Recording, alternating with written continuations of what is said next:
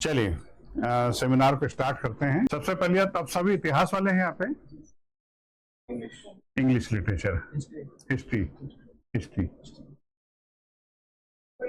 Political science, botany, chemistry, political chemistry, आपका political science है ना।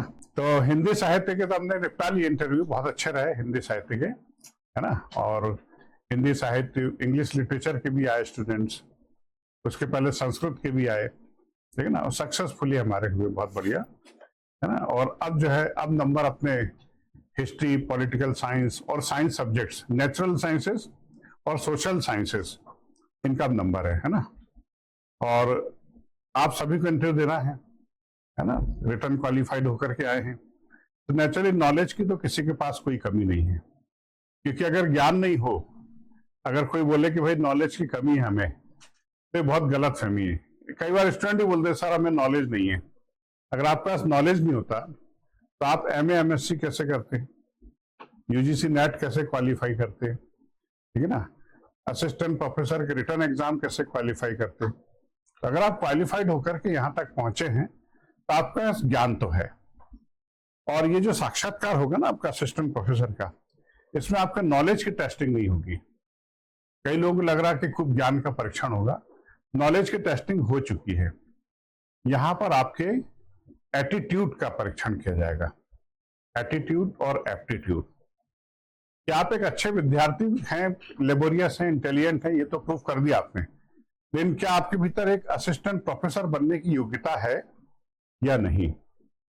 एमपीपीएससी के इंटरव्यू में, यूपीएससी के इंटरव्यू में हम लोग उसको बोलते हैं OLQs, ऑफिसर्स लाइक क्वालिटीज। यहां पर इसको बोलते हैं PLQs, प्रोफेसर्स लाइक क्वालिटी, ठीक है ना। क्योंकि प्रोफेसर बनने के लिए बहुत सारी चीजों की आवश्यकता पड़ती है, और कई कैंडिडेट को लगता है कि हमारे भीतर तो पढ़ाने की क्षमता है, हम पढ़ा भी लेते हैं, AP बन जाएंगे। लेकिन आज का जो असिस्टेंट प्रोफेसर है, ये 20 साल पहले के असिस्टेंट प्रोफेसर से पूरी तरह से भिन्न है ना। क्योंकि पहले जब व्यक्ति AP बनता था तो उसके पास सिर्फ एक ही काम होता था कि उसको पढ़ाना है, उसको क्लास सौंप दी जाती थी कि उसको पढ़ाना है बस। लेकिन अब आज का जो असिस्टेंट प्रोफेसर है, वो टीचिंग कार्य के साथ साथ एडमिनिस्ट्रेटिव काम भी करता है, प्रशासनिक कार्य भी आपको करना पड़ेंगे, ठीक है ना।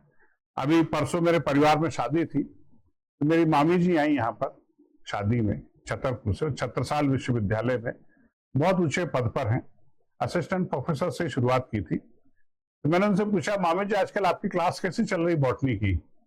बोले भैया पढ़ाना छोड़े हुए 5 साल हो गए हैं, और पिछले 5 साल से हम एडमिनिस्ट्रेटिव काम कर रहे हैं यूनिवर्सिटी के। पढ़ाने का काम धीरे धीरे छूट गया है अब हमारा, ठीक है ना। और वो भी बड़े अच्छे से कर रहे हैं। एक AP को मैं आपको पहले बता दूं, एक असिस्टेंट प्रोफेसर एडमिनिस्ट्रेटिव काम क्या क्या करता है ना। हो सकता है आप अपने कॉलेज की एंटी रैगिंग कमेटी के अध्यक्ष बन जाएं या मेंबर बन जाएं, तो आपको एक काम सौंपा जाएगा, भैया पढ़ाना तो ठीक है, आपको पढ़ाने के साथ साथ रैगिंग को भी रोकना अपने कॉलेज में, ठीक है ना। तो उसके रूल्स रेगुलेशंस उसको फॉलो करना पड़ेंगे आपको। एज ए वुमेन प्रोफेसर आपको हो सकता है एक ऐसा काम सौंपा जाए कि कॉलेज में जितना भी वुमेन स्टाफ है, महिला कर्मचारी, महिला प्रोफेसर और छात्राएं, उन सबके लिए एक सेफ एनवायरनमेंट जोन क्रिएट करना। क्योंकि हमारा एक कानून है, पॉश एक्ट 2013, है ना, prevention of sexual harassment in working areas for women, ठीक है ना।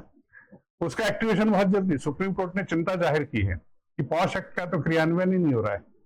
जैसे सुप्रीम कोर्ट ने चिंता व्यक्त की, तो तुरंत जितने भी कार्यालय जहां पर महिला स्टाफ हैं, महिलाएं हैं, वहां पर कमेटी बनना शुरू हो गई।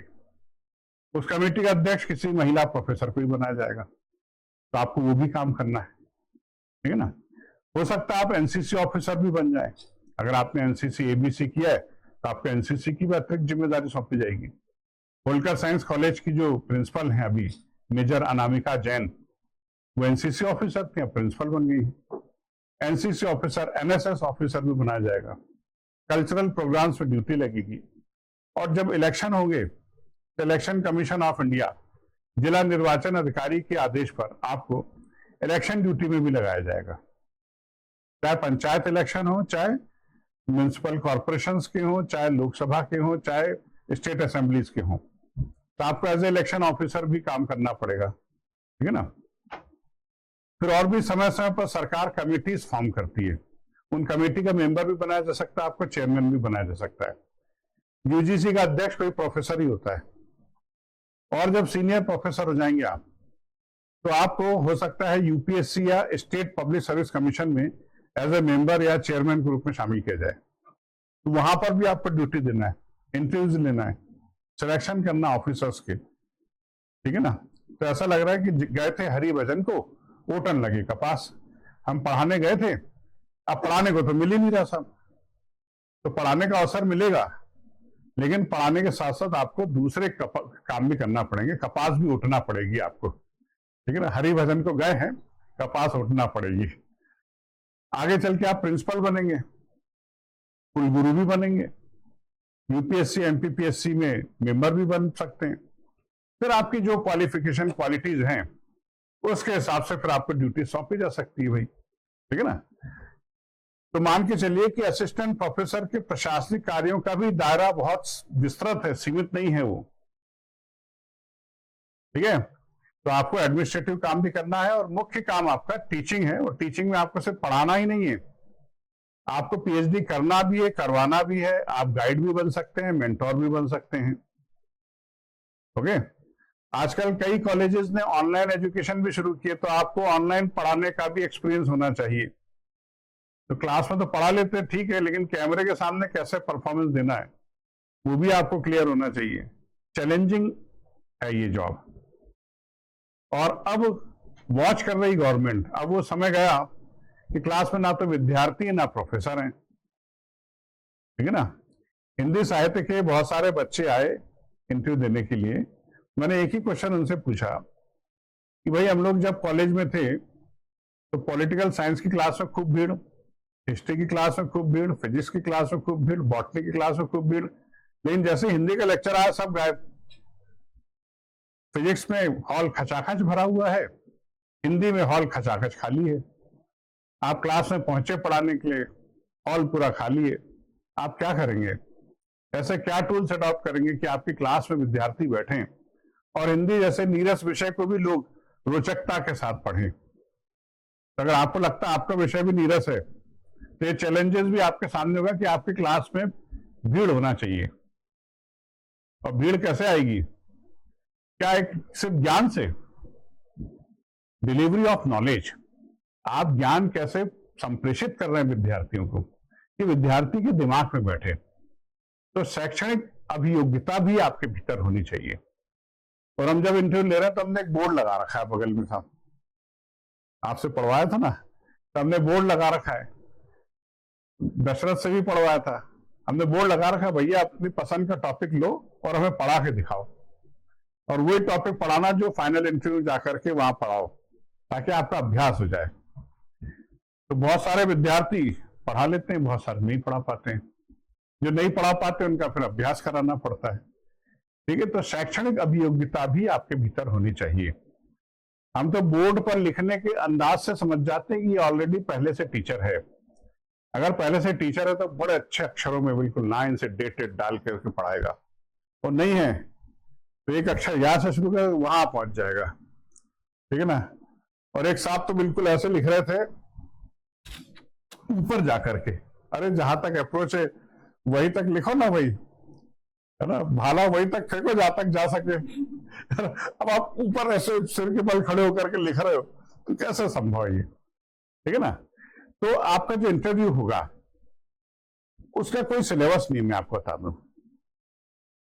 मोटे मोटे तौर पर इंटरव्यू के 2 सिलेबस हैं, जिसको लेख आयोग कभी नहीं करता, जो प्रश्न कहां से पूछेंगे। पहला सिलेबस है आपका डेफ, ये जो आपने भरा ना व्यक्तिगत विवरण पत्रक, ये आपका सिलेबस है। और दूसरा सिलेबस है कि इससे जुड़े हुए टॉपिक्स पर जब आप प्रश्नों के जवाब देंगे तो उससे क्रॉस क्वेश्चन बनेंगे, है ना। जैसे पॉलिटिकल साइंस के स्टूडेंट बैठे हैं आप क्लास में, तो आपसे सपोज कीजिए मैंने क्वेश्चन पूछा कि भाई कार्ल मार्क्स लिखते हैं कि मैंने हीगल को सर के बल खड़ा पाया और उसे पैरों के बल सीधा कर दिया। इस कथन की व्याख्या कीजिए, क्या आप इससे सहमत हैं? तो आपने व्याख्या करते करते करते करते द्वंद्वात्मक भौतिकवाद का जिक्र कर दिया, डायलेक्टिक मटेरियलिज्म का। तब मैं आपसे पूछूंगा भाई द्वंद्वात्मक भौतिकवाद क्या है, किस चीज का द्वंद है ये? ठीक है ना, आपने बात करते करते बताया कि साहब ये विचारों का द्वंद बताया और मार्क्स इसको पदार्थ के आधार पर विश्लेषित कर दिया। फिर मैं आपसे पूछूंगा अच्छा द्वंद किस तरीके से होता है, तो आप बताएंगे वाद प्रतिवाद और संवाद। वो प्रोसेस चल निकलेगी, क्वेश्चन बनते चले जाएंगे, आप थोड़ी सी जानकारी देंगे, हम उसके ऊपर ढेर सारे प्रश्न पूछना शुरू कर देंगे। ठीक है, सपोज कीजिए इतिहास का कोई विद्यार्थी है, मैंने उससे पूछा भैया अशोक का धम्म बताओ, तो अशोक का धम्म बताने लगा। मैंने बोला नहीं, पाली भाषा में मैं आपसे प्रश्न पूछूंगा, आप पाली भाषा में जवाब दीजिए। तो मैंने पूछा भाई कियम चुम धम्मम, राहुलो वाद सूत्र का यही शब्द है, कियम चुम धम्मम, उसने पाली भाषा में बता दिया सब। फिर मैंने दूसरा क्वेश्चन पूछ लिया कि अच्छा अशोक का धम्म अकबर के दीन इलाही से किस प्रकार भिन्न है, उसने बता दिया। फिर मैं पूछूंगा भाई अशोक ज्यादा महान है कि अकबर ज्यादा महान है, क्यों है? तो उसने बताते बताते जो है गांधी जी का जिक्र कर लिया, तो हम गांधी जी पर आ जाएंगे। गांधी जी के बारे में बात करते करते उसने और बातें की, तो मैं पूछा अच्छा बताओ गांधी जी का जो है ट्रस्टीशिप थ्योरी क्या है, बता दी उसने ट्रस्टीशिप थ्योरी। ट्रस्टीशिप थ्योरी बताते बताते उसने सीएसआर का जिक्र किया, तो मैं पूछूंगा भाई सीएसआर बताओ, कॉर्पोरेट सोशल रिस्पॉन्सिबिलिटीज। तो आप जो जवाब दोगे ना उस पर प्रश्न प्रति प्रश्न बनते जाएंगे, वही वाद प्रतिवाद और संवाद की प्रक्रिया चलती जाएगी। आपने जवाब दिया, मैं उस पर आपसे क्रॉस क्वेश्चन पूछूंगा, फिर आपने जवाब दिया, मैं फिर क्रॉस क्वेश्चन पूछूंगा। हमारा जो बोर्ड है, मुझे 27 साल हो गए पढ़ाते हुए, और इतना तो नॉलेज आ गया है कि किसी विषय पर लंबे समय तक बातचीत कर सकता हूं, 3, 4, 5 घंटे 10 घंटे तक किसी व्यक्ति का इंटरव्यू ले सकता हूं मैं इसी प्रोसेस से। ठीक है ना, वाद प्रतिवाद संवाद से। तो पहला सबक जान लीजिए कि इंटरव्यू प्याज के छिलके की तरह होता है, आप छिलके उतारते जाएंगे, नया छिलका आता जाएगा, आप जवाब देते जाएंगे, मैं नया प्रश्न पूछता जाऊंगा, cross question cross question cross question. तो किसी भी प्रश्न का जवाब देते वक्त इस बात को आप जरूर ध्यान में रखिएगा कि आप बोर्ड के सामने ऐसा आंसर प्रस्तुत करें, ऐसा जवाब प्रस्तुत करें, ऐसे फैक्ट्स फिगर्स उनके सामने प्रस्तुत करें जिन पर क्रॉस क्वेश्चन पूछा जाए तो आप उस पर जवाब दे सकें। फिर उसमें आई एम सॉरी नहीं चलेगा, ठीक है ना, क्योंकि आपके ही प्रश्न पर वो प्रति प्रश्न कर रहे हैं।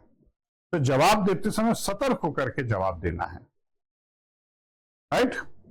तो देखिए आपके इंटरव्यू में सबसे मेजर जो फोकस होगा वो आपके विषय पर होगा। आप जिस विषय का साक्षात्कार देने जा रहे हैं वो तो महत्वपूर्ण होगा ही, लेकिन वही होगा ये भी गलत है।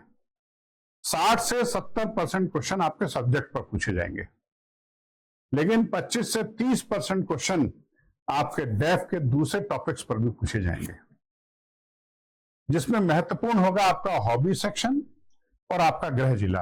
अगर आप इतिहास के विद्यार्थी हैं और आप किसी क्षेत्र के रहने वाले, सपोज कीजिए आप बैतूल के रहने वाले हैं, तो भाई बैतूल का इतिहास में क्या योगदान है, जंग आजादी में बैतूल का क्या योगदान है, घोड़ा डोंगरी सत्याग्रह क्या होता है, ठीक है ना, बैतूल का महात्मा गांधी से क्या संबंध है। तो आपको अपना गृह जिला, आप पॉलिटिकल साइंस के स्पेशलिस्ट हैं और आपके गृह जिले में किसी महान विचारक का जन्म हुआ है, सपोज कीजिए आप बालाघाट से ही हैं, तो बालाघाट से पॉलिटिकल साइंस के क्वेश्चन कैसे बनेंगे? बिल्कुल बनेंगे सब। वो आपसे पूछेंगे बालाघाट के रामपायली के बारे में बताइए मुझे, तो आपने बता दिया भाई राम सर्किट, भगवान राम के तीर्थ दर्शन। तो आपसे पूछा जाएगा रामपायली का संबंध किसी महान विचारक से या सामाजिक क्रांतिकारी से रहा है? बिल्कुल बता दीजिए, आरएसएस के संस्थापक डॉक्टर केशव बलिराम हेडगेवार का संबंध है आरएसएस रामपायली से। अच्छा, उनकी क्या विचारधारा थी? तो आपने बताते बताते हिंदुत्व पर आ गए। तो आपसे पूछेंगे अच्छा हिंदुत्व क्या होता है? According to Supreme Court of India what is the definition of Hindutva? तो आप बता देंगे महोदय सुप्रीम कोर्ट मानता है कि Hindutva is a way of life, ये एक जीवन शैली है। अच्छा, ये तो सुप्रीम कोर्ट के हिसाब से बता दिया आपने। डॉक्टर वीर सावरकर, विनायक दामोदर सावरकर हिंदुत्व की क्या परिभाषा देते हैं? तो आपको पता होना चाहिए कि सावरकर साहब बोलते हैं कि जिसकी कर्म भूमि, पुण्य भूमि, जन्मभूमि हिंदुस्तान हो, वो हिंदू है। कहीं नहीं लिखा कि हिंदू कोई धर्म है। It's a way of life, एक जीवन शैली है। धर्म क्या है हमारा? Sanatan. What is the meaning of Sanatan? Sir, जिसका ना आदि है ना अंत है। पहुंच गए ना? देखिए कहां से कहां पहुंचते जा रहे हैं। सनातन पे पहुंच गए, मतलब आप जो जवाब देते जाएंगे फिर वो विषय की सीमा भी समाप्त हो जाती है। मैं आपको बता दूं, जब आपसे क्रॉस क्वेश्चन पूछते हैं ना, तो हो सकता है पॉलिटिकल साइंस के विद्यार्थी से इतिहास का प्रश्न पूछ लें, इतिहास के विद्यार्थी से पब्लिक एडमिनिस्ट्रेशन का क्वेश्चन पूछ लिया जाए, क्योंकि आप जो जवाब दे रहे हैं विषय की सीमा थोड़ी होती है। और सोशल साइंसेस के सभी विषय आपस में गुथे हुए होते हैं। नेचुरल साइंसेस का अलग अलग नेचर होता है, ठीक है, लेकिन सोशल साइंसेस के सभी विषय एक दूसरे के साथ गुथे हुए। आप ये नहीं बोल सकते महोदय ये मेरा विषय नहीं है। बोल सकते हैं क्या? नहीं बोल सकते। तो आपको आखिरी में फिर वही कहना पड़ेगा, आई एम सॉरी। और आई एम सॉरी एक बहुत अच्छा जवाब माना जाता है। मैं आपको बता दूं, कई बार विद्यार्थियों को ऐसा लगता है कि शायद मैं किसी प्रश्न पर सॉरी बोल दूं तो मेरा इंटरव्यू बिगड़ जाएगा। आई एम सॉरी एक अच्छा जवाब नहीं होता, ये मेरी कमजोरी को प्रदर्शित करता है। नहीं, ऐसा नहीं है। मेरे पास लाइव एग्जांपल्स हैं, ठीक है ना। मैं कुछ ऐसे विद्यार्थियों से मिल चुका हूं जिन्होंने 10 में से 6 प्रश्नों पर आई एम सॉरी बोला और 7वें प्रश्न का जवाब उन्होंने बड़े कॉन्फिडेंस के साथ दे दिया। जीत गए वो, क्योंकि 6 बार आई एम सॉरी बोलने के बाद भी वो घबराए नहीं, वो हताश नहीं हुआ। अच्छा बल्लेबाज क्या करता है? खतरनाक ओवर आता है ना, तो हर गेंद पे शॉट मारने की कोशिश नहीं करता। वो कुछ गेंदों को प्लेस करेगा, कुछ गेंदों को छोड़ देगा, लेकिन जैसे ही कमजोर गेंद आई, हो सकता है ओवर की आखिरी गेंद पर वो 6 मार दे और एवरेज बराबर कर ले। तो आई एम सॉरी से घबराइए मत। आई एम सॉरी आपकी सत्यनिष्ठा का परिचायक है। ये जो कैंडिडेट है ये सत्यनिष्ठ व्यक्ति है, ये विद्यार्थियों को कभी गलत ज्ञान नहीं देगा और विद्यार्थी द्वारा पूछे जाने वाले प्रत्येक प्रश्न का सहजता से, सरलता से जवाब देगा। सपोज कीजिए आप क्लास में प्रोफेसर हैं और किसी विद्यार्थी ने आपसे ऐसा प्रश्न पूछ लिया जिसका जवाब आपको नहीं पता। देखिए ज्ञान की कोई सीमा नहीं होती। मैं भले ही 27 साल से पढ़ा रहा हूं, मेरे गुरु 40 साल से पढ़ा रहे हैं, लेकिन आज भी हमारे सामने कोई ऐसा क्वेश्चन आ जाए तो हम लोग आश्चर्यचकित जाते हैं, साला इतने साल हमें पता ही नहीं। तो बड़ी कॉमन चीज है, हमें नहीं पता। विद्यार्थी ने आपसे प्रश्न पूछ लिया, आपको जवाब नहीं पता। 3 प्रकार के प्रोफेसर होते हैं। एक वो जो उसको डांट के चुप करा दें, चुप, फालतू बात मत किया करो, आउट ऑफ सिलेबस क्या क्वेश्चन पूछ, परीक्षा थोड़ी आते हैं ऐसे प्रश्न, चुपचाप बैठो तुम, डिस्टर्ब मत करो। दूसरा, यार देखूंगा मैं, वो कभी जवाब नहीं आएगा वहां से, वो देखूंगा ही चलता रहता है। विद्यार्थी बेचारा इतना लिहाज कर जाता है, अगले दिन पूछता नहीं, मास्टर साहब वो प्रश्न का जवाब तो दे दो, नहीं पूछता। लेकिन तीसरा जो प्रोफेसर होता है, जिस क्वालिटी का प्रोफेसर आपको बनना है, वो क्या बोलेगा? जेंटलमैन, मैं इसका जवाब आपको कल दूंगा। कल जैसे ही क्लास में एंट्री करें, सबसे पहले उस विद्यार्थी को खड़ा करो, हाँ भाई आपने प्रश्न पूछा था, एक बार फिर से प्रश्न रिपीट कीजिए। रिपीट किया, अब आप उसका जवाब दे दीजिए। विद्यार्थी के मन में कितनी अच्छी छाप बनेगी कि हमारे सर कितने ईमानदार हैं, हमें कभी गलत जवाब नहीं देते, प्रश्न पूछे जाने पर डांटते नहीं हैं और उसका समाधान करते हैं, आज नहीं तो कल, परसों नहीं फिर। तो कबीर वाली उलट मासी मत कर दीजिएगा, ठीक है ना। आज करे सो काल कर, काल करे सो परसों, इतनी जल्दी क्यों करता है, अभी तो जीना बरसों। ये नहीं होना कि हमने जवाब ही नहीं दिया बेचारे का, वो गलत इंप्रेशन पड़ता है ना। और एक अच्छा प्रोफेसर जीवन में तरक्की बहुत करता है, मैं आपको बता दूं, क्योंकि उसके जो हजारों विद्यार्थी जब चयनित होते हैं ना, तो वो उसकी ब्रांड इमेज बनाते हैं मार्केट में। मुझे आज भी याद है, टीकमगढ़ के कॉलेज में मुझे मैडम रजनी तिवारी और गुड्डू सर पॉलिटिकल साइंस पढ़ाते थे। मुझे आज भी उनके लेक्चर याद है, इतना प्यारा पढ़ाते थे वो लोग, इतना प्यारा कि मैं उनकी एक्टिंग तक कर लेता हूं, मैं मिमिक्री करता हूं आज भी। और इतना बढ़िया पढ़ाते थे कि पॉलिटिकल साइंस, हिस्ट्री, सोशियोलॉजी, ये वो विषय जिन पर धारा प्रवाह में बातें कर सकता हूं लोगों से। हमारे जाटो सर सोशियोलॉजी पढ़ाते थे, इतना प्यारा पढ़ाते थे। आज भी नमन करता हूं मैं उनको, और मैं क्लास में जाने के पहले मैं उनको याद करता हूं। मेरे पास जो कुछ भी ज्ञान है हमारे Tiwari madam, Guddu sir, Jato sir, Kashyap sir, इनके कारण है। और वो ज्ञान बड़े बड़े कोचिंग संस्थानों में नहीं मिला, जो मुझे टीकमगढ़ के सरकारी कॉलेज में मिला, सरकारी कॉलेज के प्रोफेसरों से मिला। आज भी मैं याद करता हूं उनको। आप भी अच्छा पढ़ाओगे, आपको जीवन भर याद करेंगे। तो आपको अपनी योग्यता उस इंटरव्यू में 15 से 20 मिनट में तय करना पड़ेगी कि मैं उस काबिल हूं कि मैं एक महान शिक्षक बन सकता हूं। और महान शिक्षक महान प्रशासक भी होता है भाई। मान के चलिए आचार्य चाणक्य को पूरी दुनिया याद करती है शिक्षा के पेशे के कारण। वो शिक्षक से ज्यादा महान राजनीतिक विचारक थे, पॉलिटिकल थिंकर थे। ठीक है ना। चलिए अब हम बात करते हैं कि देखिए सब्जेक्ट पर तो आप कितनी तैयारी कर लें कम है। ठीक है ना। कोई सा भी क्वेश्चन पूछ सकते हैं आपसे, और बेसिकली जो क्वेश्चन पूछेंगे करंट रिलेटेड क्वेश्चन पूछेंगे। ठीक है ना। कौटिल्य मंडल सिद्धांत वर्तमान संदर्भ में समझाइए। ठीक है ना। तो प्रेजेंट सिनारियो में आप सब सब्जेक्ट पर तो खूब बातचीत करेंगे, और सब्जेक्ट में आई थिंक आप लोग को दिक्कत नहीं आएगी। ठीक है ना। वो मॉक में चेक कर लूंगा मैं भी, है ना। हम बात करते हैं आपसे प्रश्न कहां से पूछे जाएंगे। संभावना टटोल रहे हैं भाई, पॉसिबिलिटीज। ठीक है ना। देखिए सबसे पहले यहां पर लिखा हुआ है डेफ, जो है ना आपके सामने डेफ है सबके पास। उसमें आप आइए, सबसे पहले कॉलम नंबर 8 पर। कॉलम नंबर 8 में क्या लिखा है? आवेदक का नाम। तो भाई मेरा नाम ही मेरी पहचान है। आपका जो भी नाम है, इस बच्चे का नाम दशरथ है ना। दशरथ है ना नाम। तो दशरथ पे क्या क्वेश्चन पूछा था मैंने? दशरथ का अर्थ बताइए क्या होता है। ठीक है ना। अब दशरथ के बारे में कितने क्वेश्चन पूछे जा सकते हैं? राजा दशरथ। ठीक है ना। तो आपका नाम आपकी पहचान है। सबसे पहले आपको अपने नाम का अर्थ स्पष्ट होना चाहिए, और आपके नाम से रिलेटेड कोई सेलिब्रिटीज है, कोई नेता है, अभिनेता है, कोई कलाकार है, कोई बहुत महान व्यक्ति है, उसके बारे में आपको पता होना चाहिए। तो सबसे पहले आपका नाम आपकी पहचान है। एसी बंद करना हो तो मुझे बता दीजिएगा। बंद कर दें क्या? जो कम हो जाएगा एसी बंद कर दें? बंद कर दो। हाँ ये आराम से है ना, क्योंकि मैडम को देख के लग रहा है मुझे इनको ठंड लग रही है। तो सबसे पहले आपको अपना नाम तैयार करना है। ओके। हो सकता है आपका नाम अटल हो, तो नेचुरली अटल बिहारी वाजपेयी ही सामने आएंगे। नरेंद्र हो तो प्रधानमंत्री जी का नाम सामने आएगा। नरेंद्र नाथ दत्त, स्वामी विवेकानंद जी सामने आएंगे। और भी नरेंद्र, आचार्य नरेंद्र देव, कितने सारे नाम हैं नरेंद्र नाम से। तो आप अपने नाम को तैयार कीजिए। आपका नाम क्या है? अभिषेक शर्मा। अभिषेक का अर्थ पता होना चाहिए। ठीक है ना।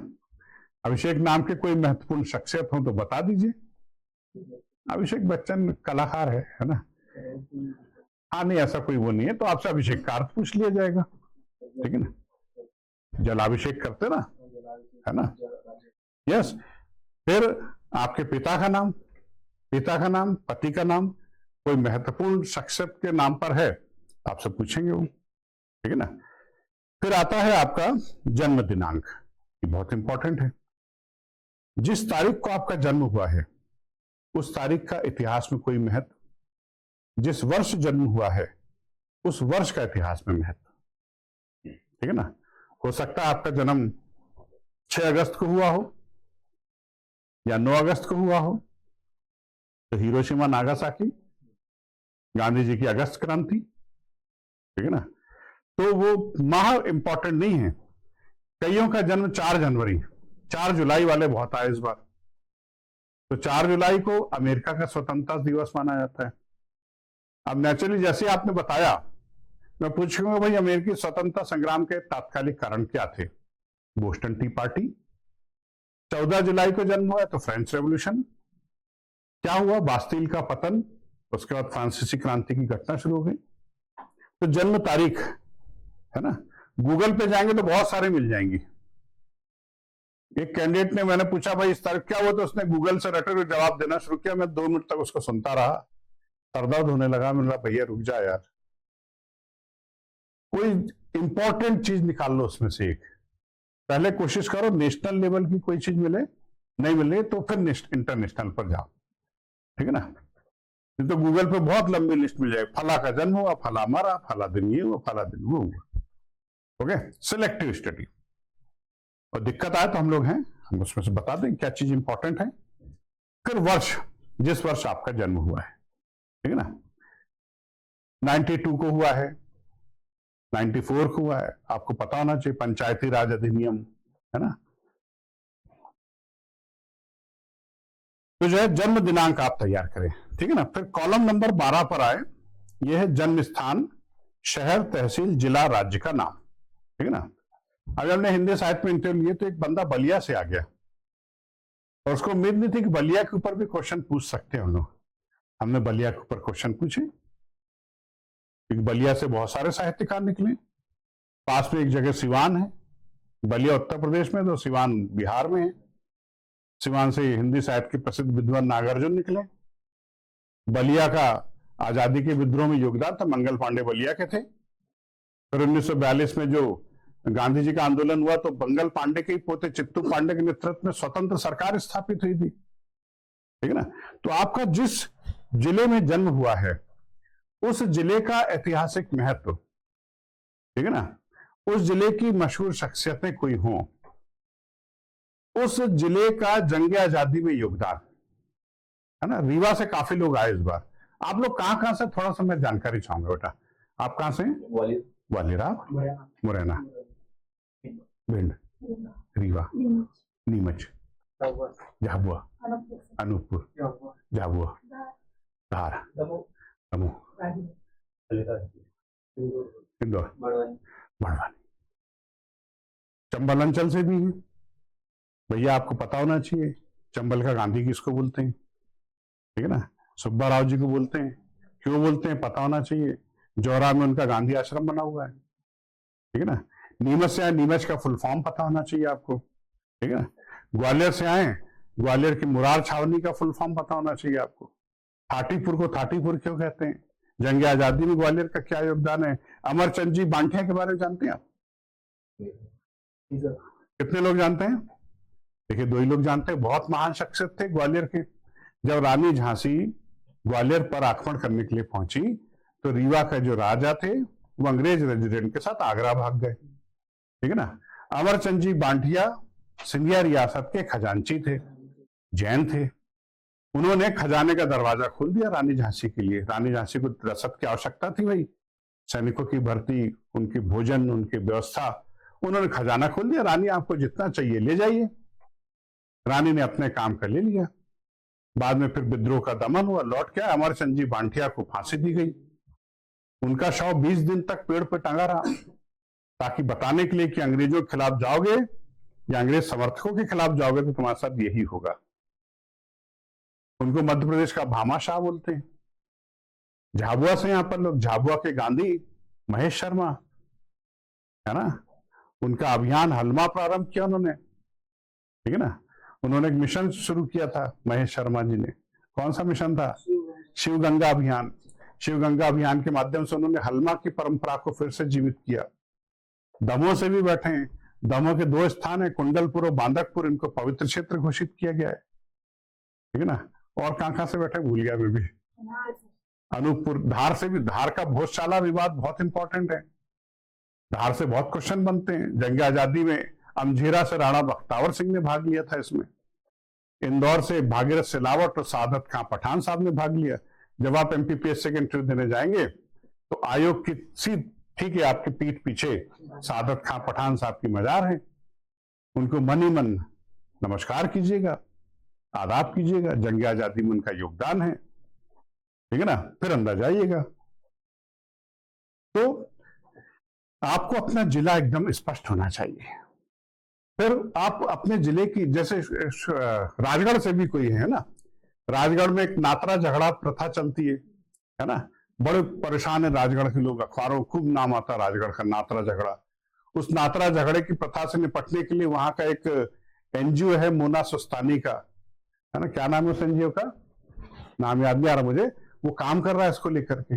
नात्रा झगड़ा क्या है भाई, ह्यूमन डेवलपमेंट इंडेक्स जारी करने वाला देश का पहला जिला राजगढ़ था।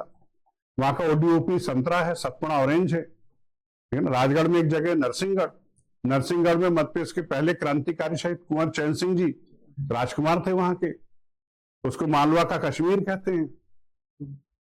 तो आपको अपना जिला और जिस तहसील से हैं आप, वो तहसील स्पष्ट होनी चाहिए। नहीं होगी हम करा देंगे, मैं हूं ना।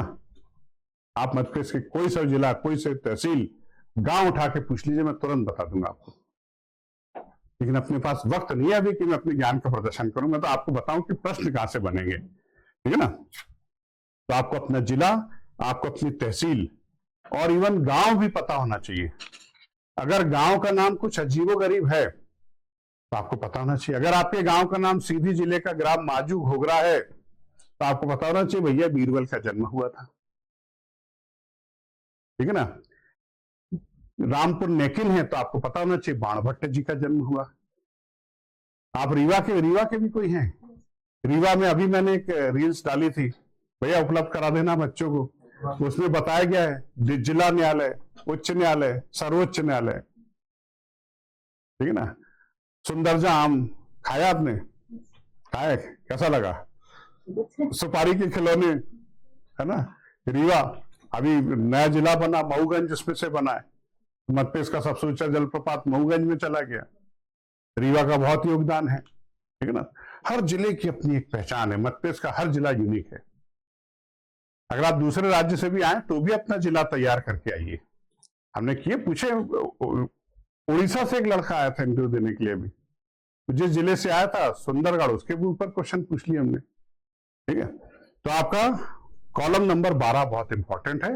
हो सकता है आयोग का कोई सदस्य आपके ही जिले का रहने वाला हो, तो आपके जिले से ही पूछना शुरू कर देंगे। तो अगर आप सागर के हैं तो सागर के एक राजनीतिक विचारक भी हुए डॉक्टर हरि सिंह गौर, बड़ा योगदान रहा उनका इतिहास में भी, जंग आजादी में भी और शिक्षा के क्षेत्र में भी, ठीक है ना। तो आपका जिला कॉलम नंबर 12 आपके लिए बहुत इंपॉर्टेंट है। तो कॉलम नंबर 14 पे आ जाएं आप। अगर आप जनरल, ईडब्ल्यूएस, ओबीसी, एससी या एसटी से हैं तो आपको अपने समुदाय के संवैधानिक प्रावधान पता होने चाहिए, ठीक है ना। ईडब्ल्यूएस का क्या क्राइटेरिया है, ओबीसी का क्या क्राइटेरिया है, एससी एसटी के हैं तो तुमसे पूछा था ना एससी एसटी एट्रोसिटीज एक्ट, उसके बारे में सामान्य जानकारी पता होना चाहिए। एससी एसटी को लेकर के सुप्रीम कोर्ट ने बहुत अच्छा फैसला दिया था, सब classification of reservation and scheduled caste and scheduled tribes, ये डिसीजन आपको पता होना चाहिए। ये आपके अपने समुदाय का मामला है और आप जिस जनजाति से आते हैं उस जनजाति के बारे में तो आपको पता होना चाहिए, है ना। अगर आप भिलाला हैं और आपको हलमा नहीं पता, भील है और आपको बिल्ली गुड़िया नहीं पता, चिमाता नहीं पता, तो कैसे काम चलेगा। बगोरिया हाट नहीं पता, गोल गधेड़ो नहीं पता, झाबुआ के परमार दंपत्ति नहीं पता, कैसे काम चलेगा। अभी पद्मश्री मिला है मध्यप्रदेश के 7 लोगों को, मैं उस पर जल्दी वीडियो बनाने वाला हूँ इसके लेक्चर के बाद ही, 5 लोगों को, वो सब मैं आप लोग को मिल जाएंगे पूरे, है ना। हमारे यूट्यूब चैनल पर करंट अफेयर्स भी आता रहता है जिलों से संबंधित, ठीक है ना। तो आपको अपना जिला तैयार करना है, सीधी सी बात। और आपके जो डेफ है उसमें 3 या 4 जिले भी दिख सकते हैं। आपका जन्म का जिला, आपके वर्तमान पते का जिला, स्थायी पते का जिला और मूल निवास स्थान। अगर चारों एक ही हैं तो आपके ऊपर ईश्वर की कृपा है, आपको 4 जिले तैयार नहीं करना पड़ेंगे, एक ही जिले में काम हो जाएगा। और चारों जिले अलग अलग हैं तो चारों जिले तैयार होना चाहिए आपके। वर्तमान डाक का पता किस जिले में आ रहा है, स्थायी पता किस जिले में आ रहा है और मूल निवास स्थान, 4 जिले तैयार करना पड़ेंगे, ठीक है ना। मतलब आपसे प्रश्न ज्यादा पूछे जाने की गुंजाइश बढ़ जाएगी। जितने ज्यादा प्रश्न जो आएंगे आपका इंटरव्यू उतना अच्छा जाएगा। अपने इंटरव्यू को ब्रॉड बनाइए। कई कैंडिडेट क्या पूछते हैं कि सर मैंने जो है इस बार फला एक डिग्री भी ली है, क्या उसका उल्लेख करूं कि नहीं करूं। बोलता करो ना भाई, छुपाते क्यों हो। और उन्हें सब प्रश्न ज्यादा बनेंगे, तो बनने दो ना, ज्यादा प्रश्न में तो और ज्यादा बॉल मिलेगी तो आप ज्यादा छक्के मारोगे, ठीक है ना। गेंद ज्यादा बची हो मैच में तो स्कोर बड़ा होता है ना, तो आप अपने स्कोर को बड़ा कीजिए, छुपाइए मत कुछ भी एक्स्ट्रा करिकुलर आपने किया उसको बिल्कुल उसका उल्लेख कीजिए आप, ठीक है ना। ये 4 जिले आपको तैयार करना है, राइट। तो सबसे इंपॉर्टेंट आ रहा है आपका कॉलम नंबर 19, बहुत इंपॉर्टेंट है। इससे संबंधित है आपकी एजुकेशनल क्वालिफिकेशन, शैक्षणिक योग्यता से संबंधित है भाई ये कॉलम। शैक्षणिक योग्यता में देखिए क्या होता है कि कईयों का जो करियर ग्राफ है सीधा चलता है, तो वहां तो कोई समस्या नहीं है, अरे यार तो बढ़िया अच्छे नंबर ला रहे हैं शुरू से। कईयों का ऐसा चलता है फिर ऐसा हो जाता है, फिर ऐसा चलता है फिर ऐसा हो जाता है, पुट सीधा 10वीं में 3rd डिवीजन, 12वीं में 2nd डिवीजन, बीए में 78%, एमए में और खतरनाक परसेंट, फर्स्ट अटेम्प्ट में UGC net, gold medal, PhD, MPhil. उनको आश्चर्य होता है ये साला ये ऐसे कैसे चल रहा है ये।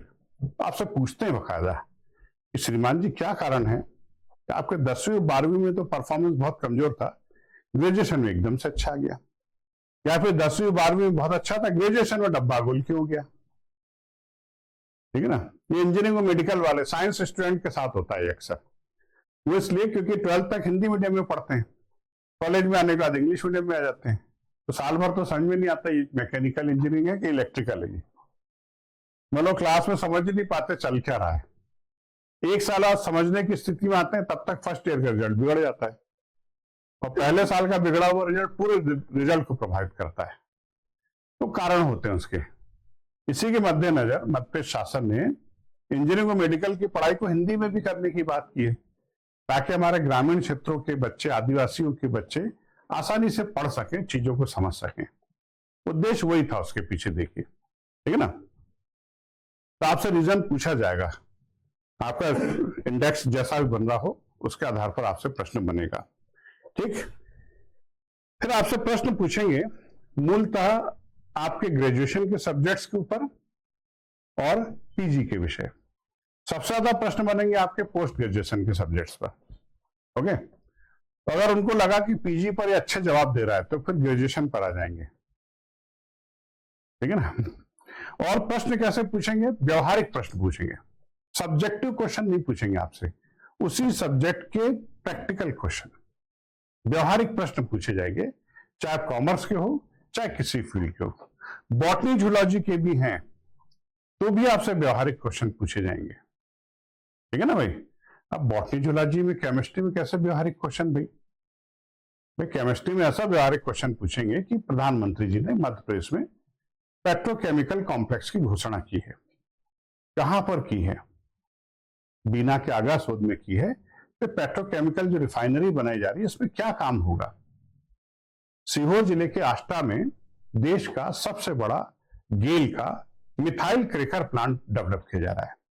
ये मिथाइल क्रैकर प्लांट क्या होता है, बोले यार तो साला एमएससी पढ़ा ही नहीं था, हमने एमएससी केमिस्ट्री कर ली, गोल्ड मेडल ले लिया, ये मिथाइल क्रैकर तो हमने पढ़ा ही नहीं कभी। ये व्यवहारिक चीजें हैं। अगर आप बॉटनी जूलॉजी के हैं तो आपसे नेचुरली पक्षियों के बारे में पूछ सकते हैं, खरमोर कहाँ आता है तो आप बताएंगे साहब मध्य प्रदेश में सरदारपुर और रतलाम के सैलाना, धार के सरदारपुर और रतलाम के सैलाना में खरमोर आता है। सरदारपुर से तो खरमोर आना बंद कर दिया भाई, लेकिन सैलाना में अभी भी आते हैं। एक पक्षी विशेषज्ञ थे डॉक्टर सालिम अली, उन्होंने इसके रूट को खोज निकाला, उन्होंने बताया कि यह सेंट्रल एशिया में किसी अज्ञात स्थान से उड़ता हुआ सैलाना आता है, प्रजनन के लिए आता है। अच्छा इसका वैज्ञानिक नाम बताइए, इसका कुल बताइए, तो आपको बताना पड़ेगा ये ग्रेट इंडियन बस्टर्ड रेस का है, लेसर फ्लोरिकॉन साइफ्यूटाइडिस इंडिका है। बता सकते ना, मैं एमए इतिहास वाला, एमए सोशियोलॉजी वाला आपको बता रहा हूं वैज्ञानिक नाम, तो आपको तो पता ही होगा भाई, ठीक है ना। तो आपसे साइंस सब्जेक्ट में भी व्यवहारिक क्वेश्चन पूछे जाएंगे। हो सकता है पूछ ले इस वर्ष केमिस्ट्री नोबेल प्राइज किसको दिया गया है, उनके रिसर्च का विषय क्या है, कितने भारतीयों को रसायन शास्त्र में नोबेल पुरस्कार मिल चुका है, फिजिक्स में कितनों को मिला है। ताबनोला साहब, सीवी रमन, प्रोफेसर चंद्रशेखर, अच्छा इनके रिसर्च के विषय बताइए आप।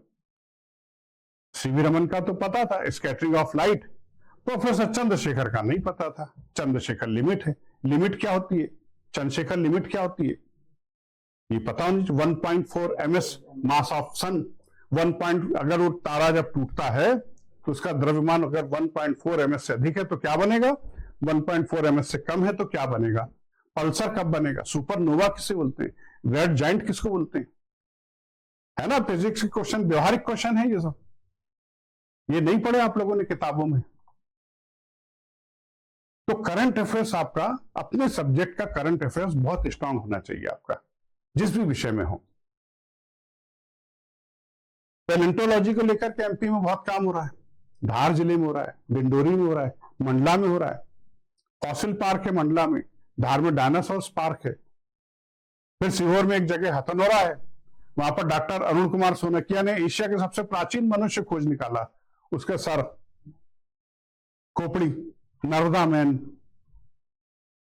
अब मैंने एक स्टूडेंट से पूछ लिया, साइंस का स्टूडेंट था, आर्किल पैलेंटोलॉजी का, मैंने उससे पूछ लिया वो खोपड़ी ही की है कि शी की, वो बता नहीं पाया। अंदर अंधार लगाओ, सिर किसका सुरक्षित होता है, दिमाग किसके पास ज्यादा होता है, उसको अरे साहब लेडीज की है वो, यू आर राइट, शी है वो, हमारी खोपड़ी तो खोखली होती है। अब लोग पैतरेबाजी दाव पेच करते रहते हैं, ये लोग सोचने समझने का काम करती है, इनकी खोपड़ी सुरक्षित रहती है, बुद्धिमान ज्यादा होती है। वो शी क्या मतलब, मैंने उसको इसलिए बोला ताकि उसको याद हो जाए, उसको आज तक याद है, वो 10th रैंक बनी उसकी अभी, उसको आज तक याद हो रहा सर शी की खोपड़ी है। ठीक है ना। तो साइंस में भी करंट अफेयर्स बनता है, हर टॉपिक में करंट अफेयर्स है, हिस्ट्री में, पॉलिटी में, सब में है। तो आपको जो पीजी का जो सब्जेक्ट है उसको प्रैक्टिकल अप्रोच के साथ तैयार करना पड़ेगा। ठीक है। अब मैं आपको प्रश्नों की लिस्ट नहीं दे सकता भाई, समय की सीमा है अपनी एक, लेकिन जब मॉक लूंगा तब आपको पता चल जाएगा क्या क्या प्रश्न इसमें बन सकते हैं, बियॉन्ड लिमिट। बाहर निकल के सोचेंगे यार अगली बार मैं तैयारी से आऊंगा, अगली बार और फिर नए क्वेश्चन आ जाएंगे, मतलब तीसरी बार और तैयारी से आऊंगा, तीसरी बार और नए आ जाएंगे, लेकिन 3 मॉक में उसके पास इतना बड़ा क्वेश्चन बैंक तैयार हो जाएगा कि कहीं ना कहीं उससे रिलेटेड क्वेश्चन उससे पूछे जाएंगे, क्वेश्चन बैंक तैयार हो जाएगा। मॉक इंटरव्यू कभी इसलिए मत देना कि वो मेरे ज्ञान का परीक्षण करेंगे, आपके ज्ञान का परीक्षण कोई नहीं कर सकता ईश्वर के सिवाय, क्योंकि आप लोग बहुत श्रेष्ठतम कृति इंटेलिजेंट लोग हो। हाँ, मॉक इसलिए देना कि मुझे पता चल जाए कि मेरे भीतर कमियां क्या है और मुझे किन किन प्रश्नों के जवाब खोजना है। कहीं भी जाओ मॉक देने तो इसी उद्देश्य से जाना। तो आपको पीजी का सब्जेक्ट स्ट्रांग रहना पड़ेगा, ठीक है ना। फिर उसके अलावा आपने अगर यूजीसी नेट किया है, पीएचडी, यूजीसी नेट पर क्वेश्चन नहीं पूछते कभी भी वो, है ना, क्योंकि वो पीजी के सब्जेक्ट में कवर हो जाता है। लेकिन पीएचडी, किस किस का पीएचडी है यहाँ पर, या रनिंग भी चल रहा है, चलिए कोई बात नहीं, जिनका पीएचडी हो चुका है, जिनका रनिंग में है, उनसे उनका सब्जेक्ट पूछा जाएगा, किस टॉपिक पर आप रिसर्च कर रहे हैं, ठीक है ना। तो आपने जो भी टॉपिक बोला, आप मान के चलिए उस पर खूब सारे क्वेश्चन दागे जाएंगे, खूब सारे क्वेश्चन। तो अपने पीएचडी के टॉपिक को तैयार रखना। वो आपसे रिसर्च मेथोडोलॉजी नहीं पूछेंगे, उनको पता है अभी इसका पीएचडी चल रहा है, इसको नहीं पता अभी मेथोडोलॉजी। आपसे रिसर्च के 7 सोपान भी नहीं पूछेंगे, आपसे हाइपोथेसिस का फॉर्मुलेशन भी नहीं पूछेंगे, आपसे पूछेंगे आप किस टॉपिक पर रिसर्च कर रहे हैं और उस टॉपिक का क्या रिलेवेंस है, आपके उस टॉपिक पर रिसर्च करने से समाज को, देश को, मानवता को क्या लाभ होगा।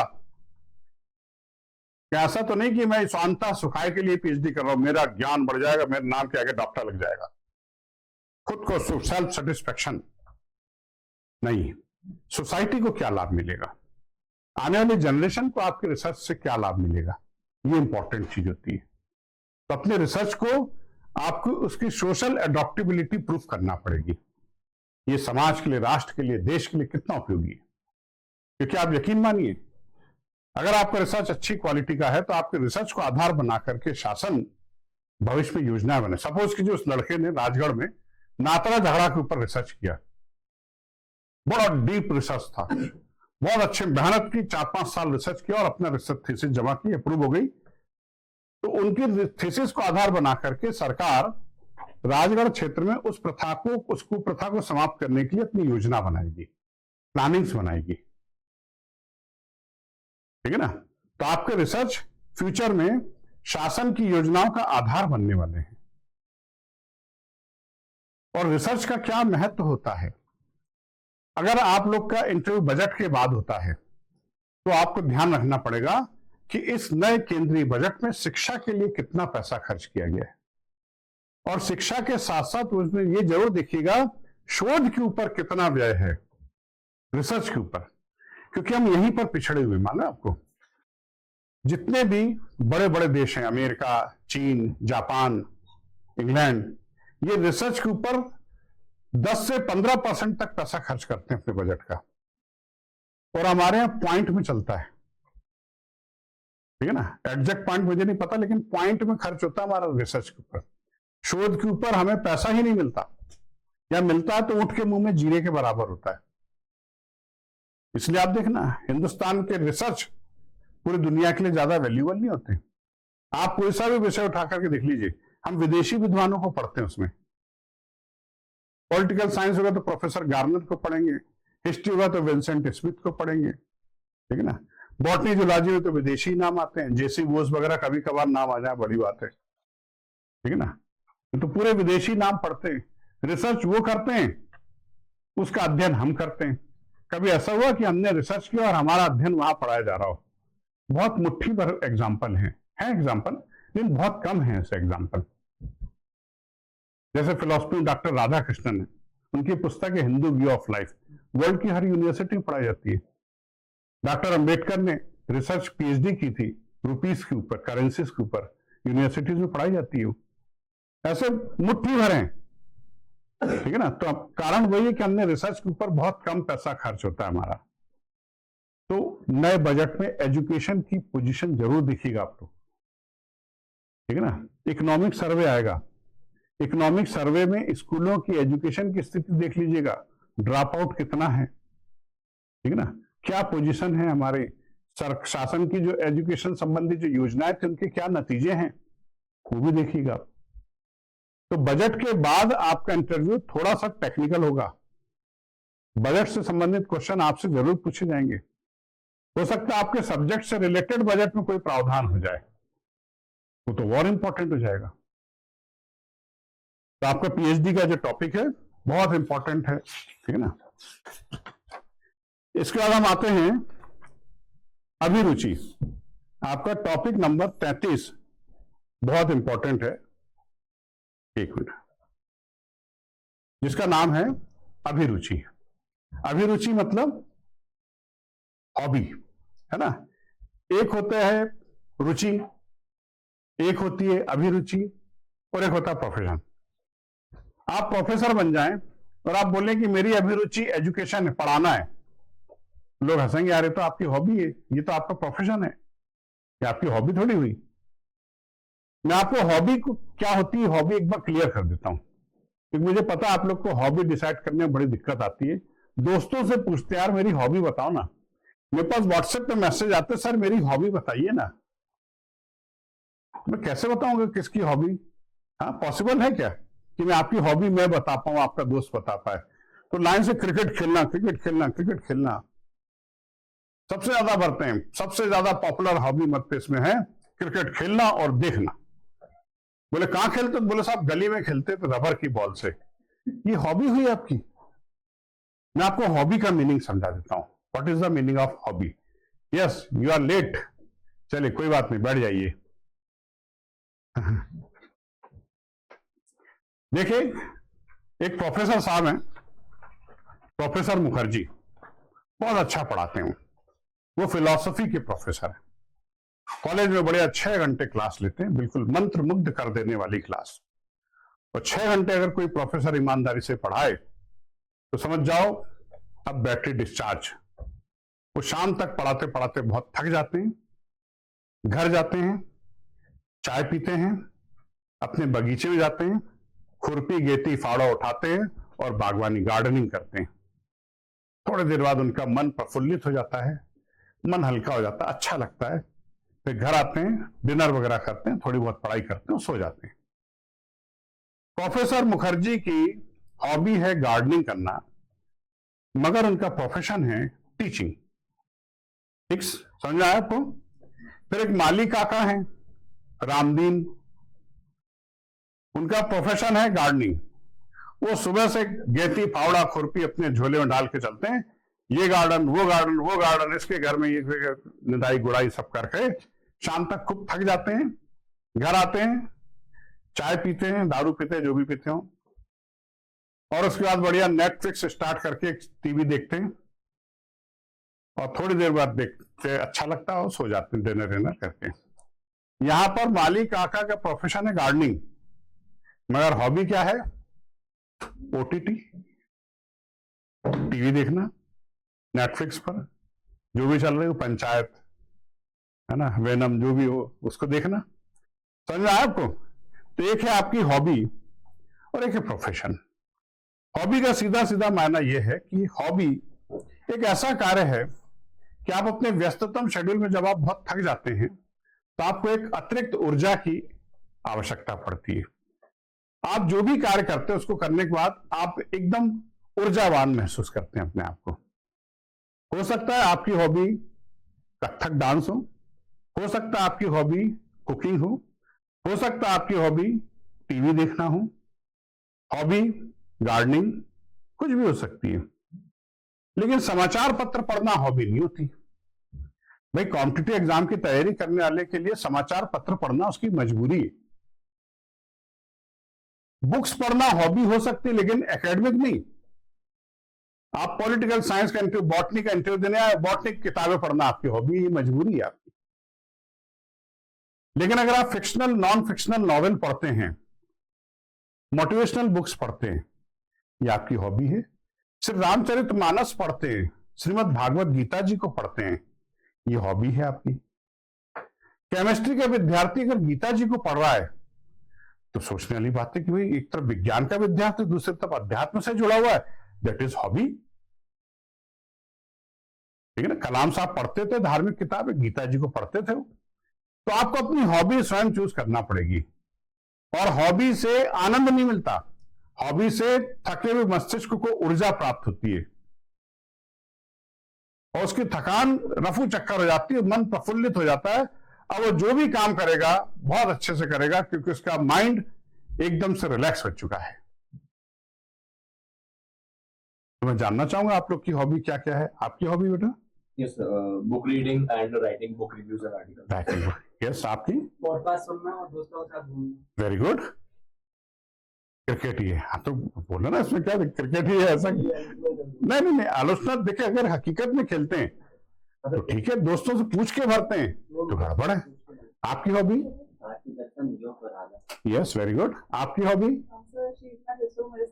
Okay okay okay. फिर भी मैं हॉबी फिर भी जानना चाहूंगा बेटा, क्या है आपकी hobby? Listening music, good hobby, nice. आपकी? गार्डनिंग। यस। लोक नृत्य, कौन सा? कालबेलिया। यस।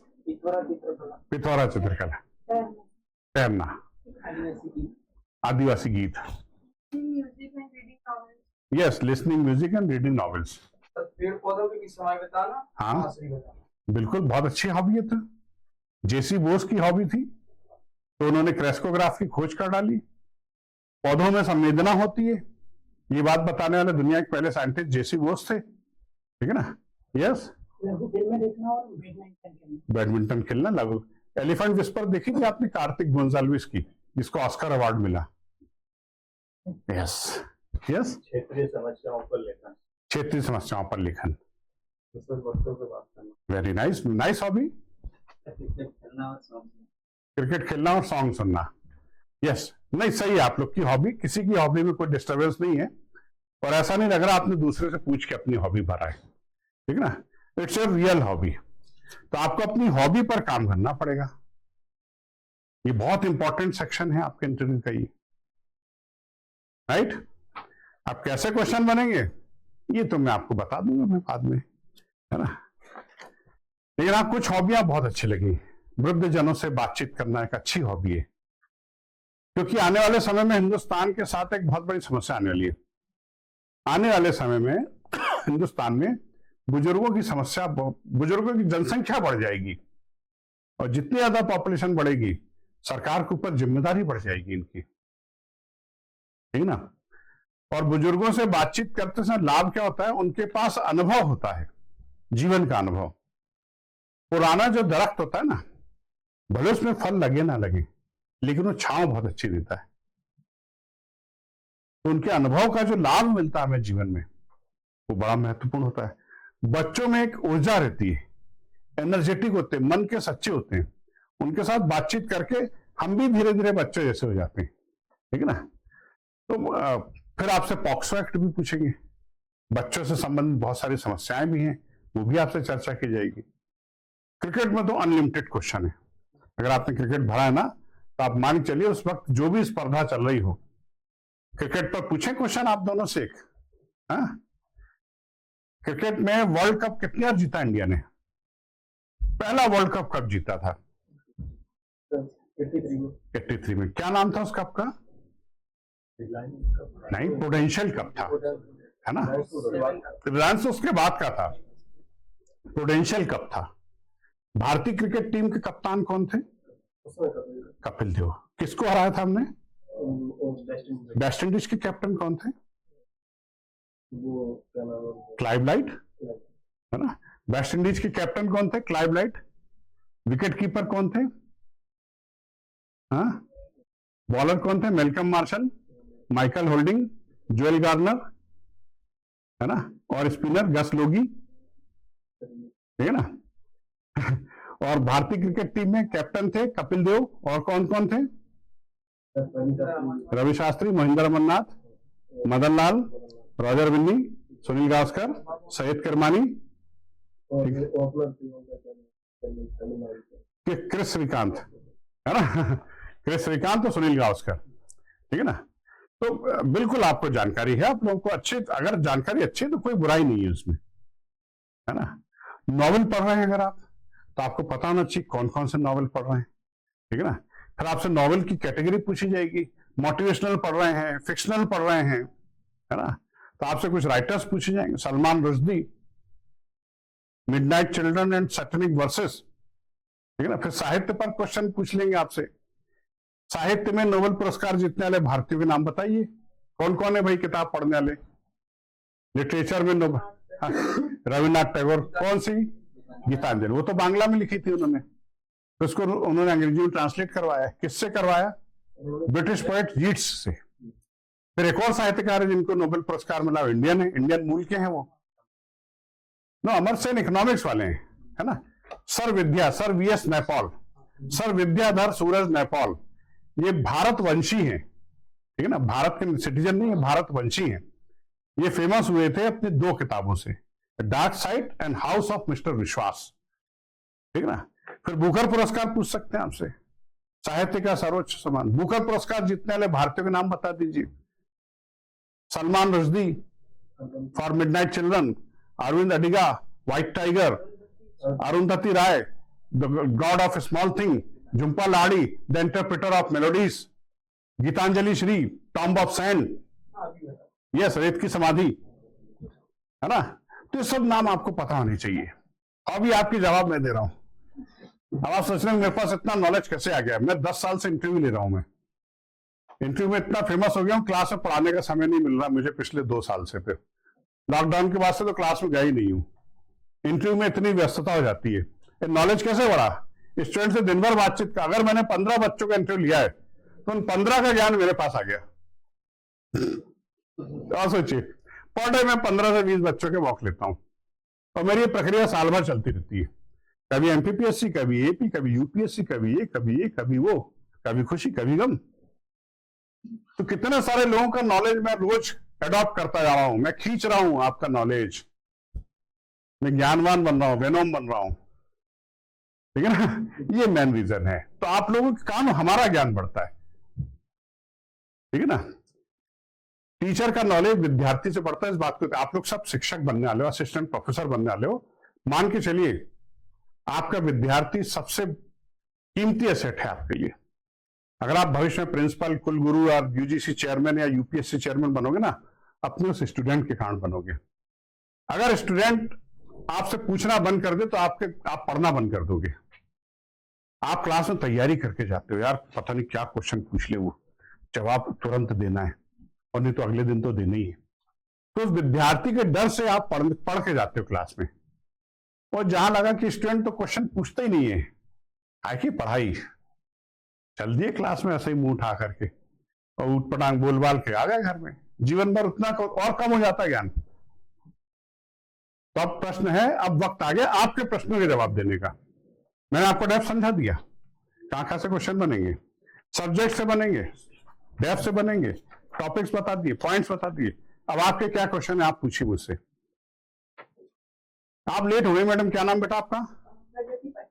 प्रगति पाटीदार। क्या सब्जेक्ट है आपका? बॉटनी। कहाँ से हैं आप? नीमच से। अरे ये भी मैडम नीमच से बैठी है, पहचानते एक दूसरे को? नहीं, 1857 के रिवोल्ट में नीमच का योगदान था ना। नीमच का फुल फॉर्म पता है आपको? बताइए। बताना, आपने बताया था इंटरव्यू से, सही बोलने की नहीं बोल रही। North India mounted artillery cavalry headquarter है ना। नीमच क्यों, भादवा माता क्यों फेमस है? हमारी जो मैम भादवा माता, वहाँ पर कोई भी अगर बीमारी वगैरह होती है, लकवा वगैरह, तो उसको ठीक करने।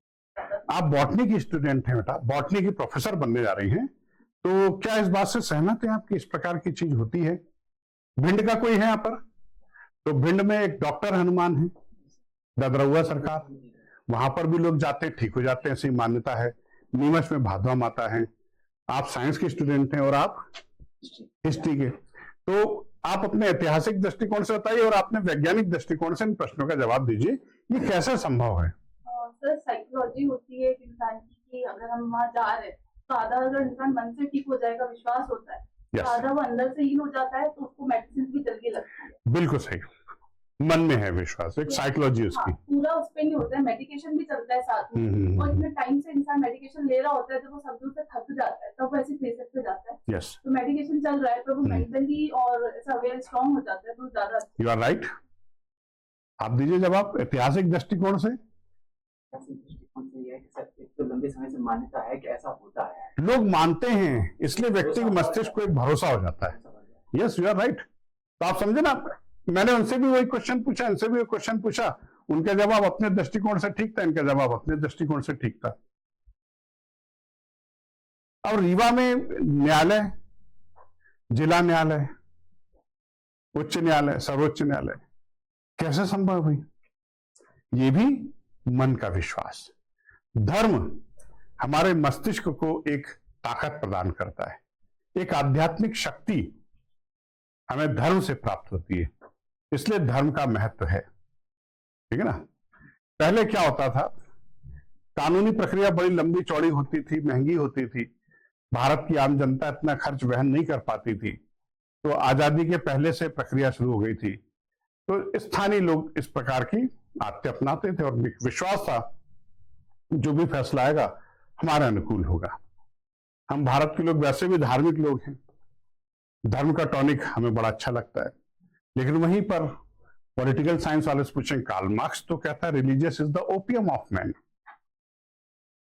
कहता ना, धर्म मनुष्य के लिए अफीम है। अब इसको भी प्रूव करो कि वास्तव में अफीम है कि नहीं है। ठीक है ना। तो कुल मिलाकर के समझ में आया ना आपको इंटरव्यू कहां से होगा, इंटरव्यू का सिलेबस कितने लोगों को समझ में आ गया? हाथ उठाएं। पीछे समझ में नहीं आया? केमिस्ट्री वाले सर आ गया ना। तो ये सिलेबस है आपका। आपका जो भी इंटरव्यू होगा वो बस इसी पैटर्न पर होगा, इससे बाहर कुछ भी नहीं होगा। तो इंटरव्यू को पार करने का कोई रॉकेट साइंस नहीं है, सिंपल है। आप अपने डेफ के जो पॉइंट्स मैंने बताए हैं आप इनको तैयार कर लीजिए, और इस तैयारी में आपको कहीं कोई दिक्कत आए, हम लोग बैठे हुए हैं, मेरा नंबर ले लीजिए आप लोग। इवन आपको कोई समस्या आ रही है, क्वेश्चन नहीं मिल रहा, मुझे व्हाट्सएप करेंगे, मैं आपको रिकॉर्डेड मैसेज में तुरंत जवाब भी भेज दूंगा आपको। तो दिन भर मेरे पास 20-25 स्टूडेंट के फोन आते हैं, फोन नहीं करते हैं, वो मैसेज डाल देते हैं। रात के 10 बजे के बाद में जब फ्री होता हूं तो सबको चेक करता हूं, सबको जवाब देता हूं मैं। बिल्कुल आप ले लीजिए नंबर, आप लिख लीजिए 91, यस 91791 01646।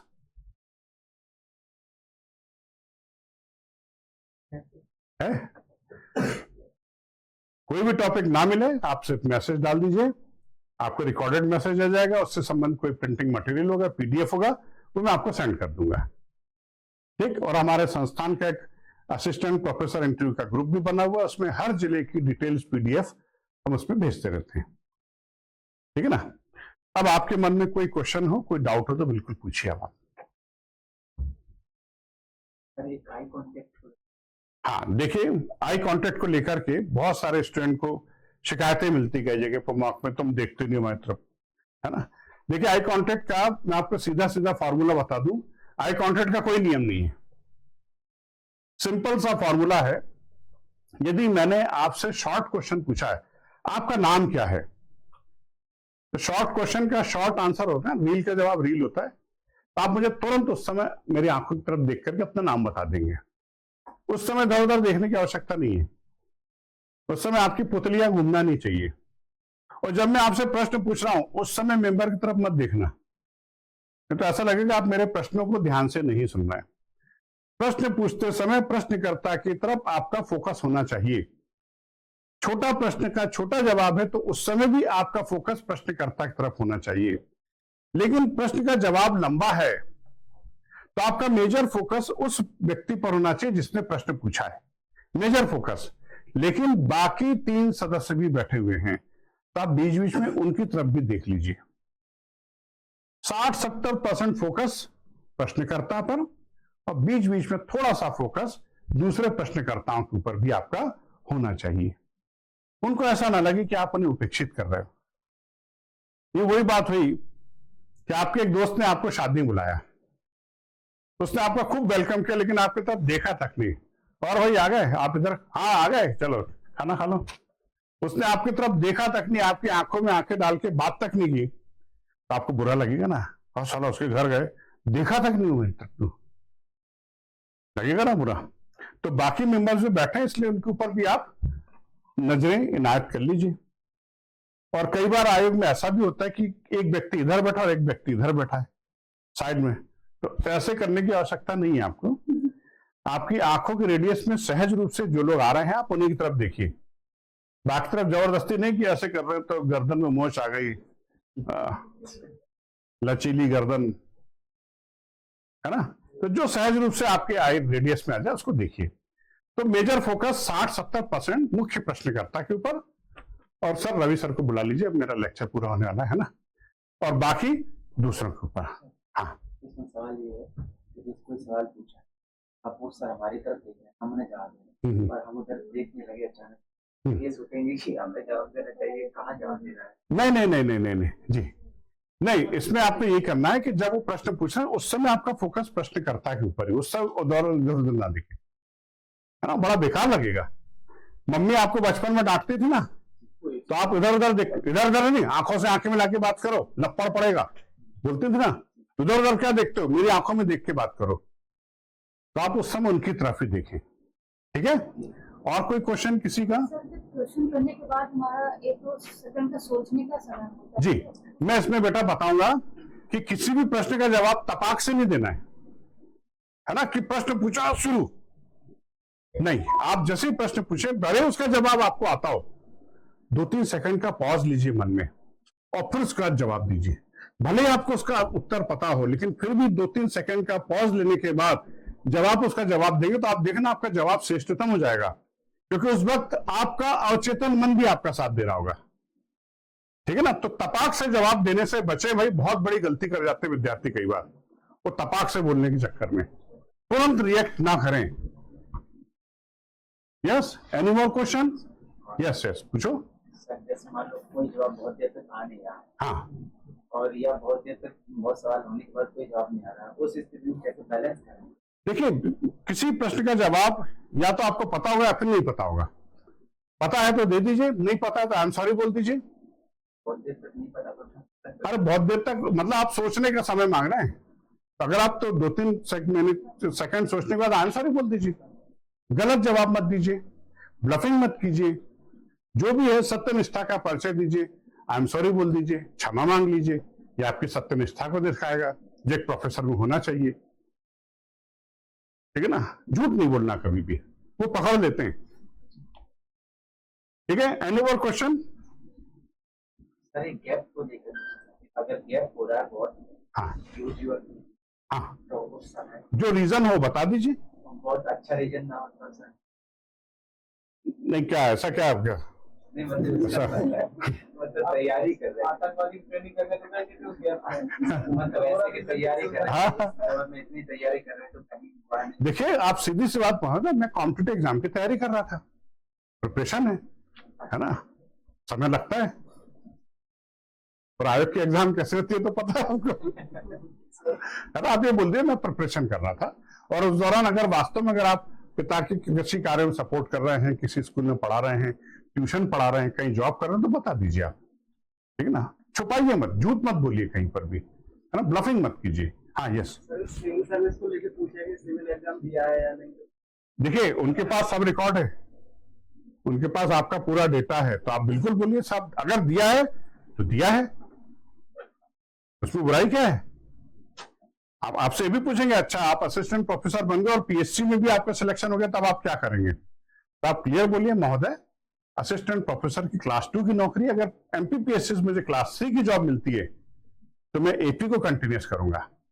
फिर बोलेंगे डिप्टी कलेक्टर बन गए, सर मैं डिप्टी कलेक्टर को कंटिन्यूस करूंगा। क्यों करोगे, वहां पर एडमिनिस्ट्रेटिव पावर्स भी है।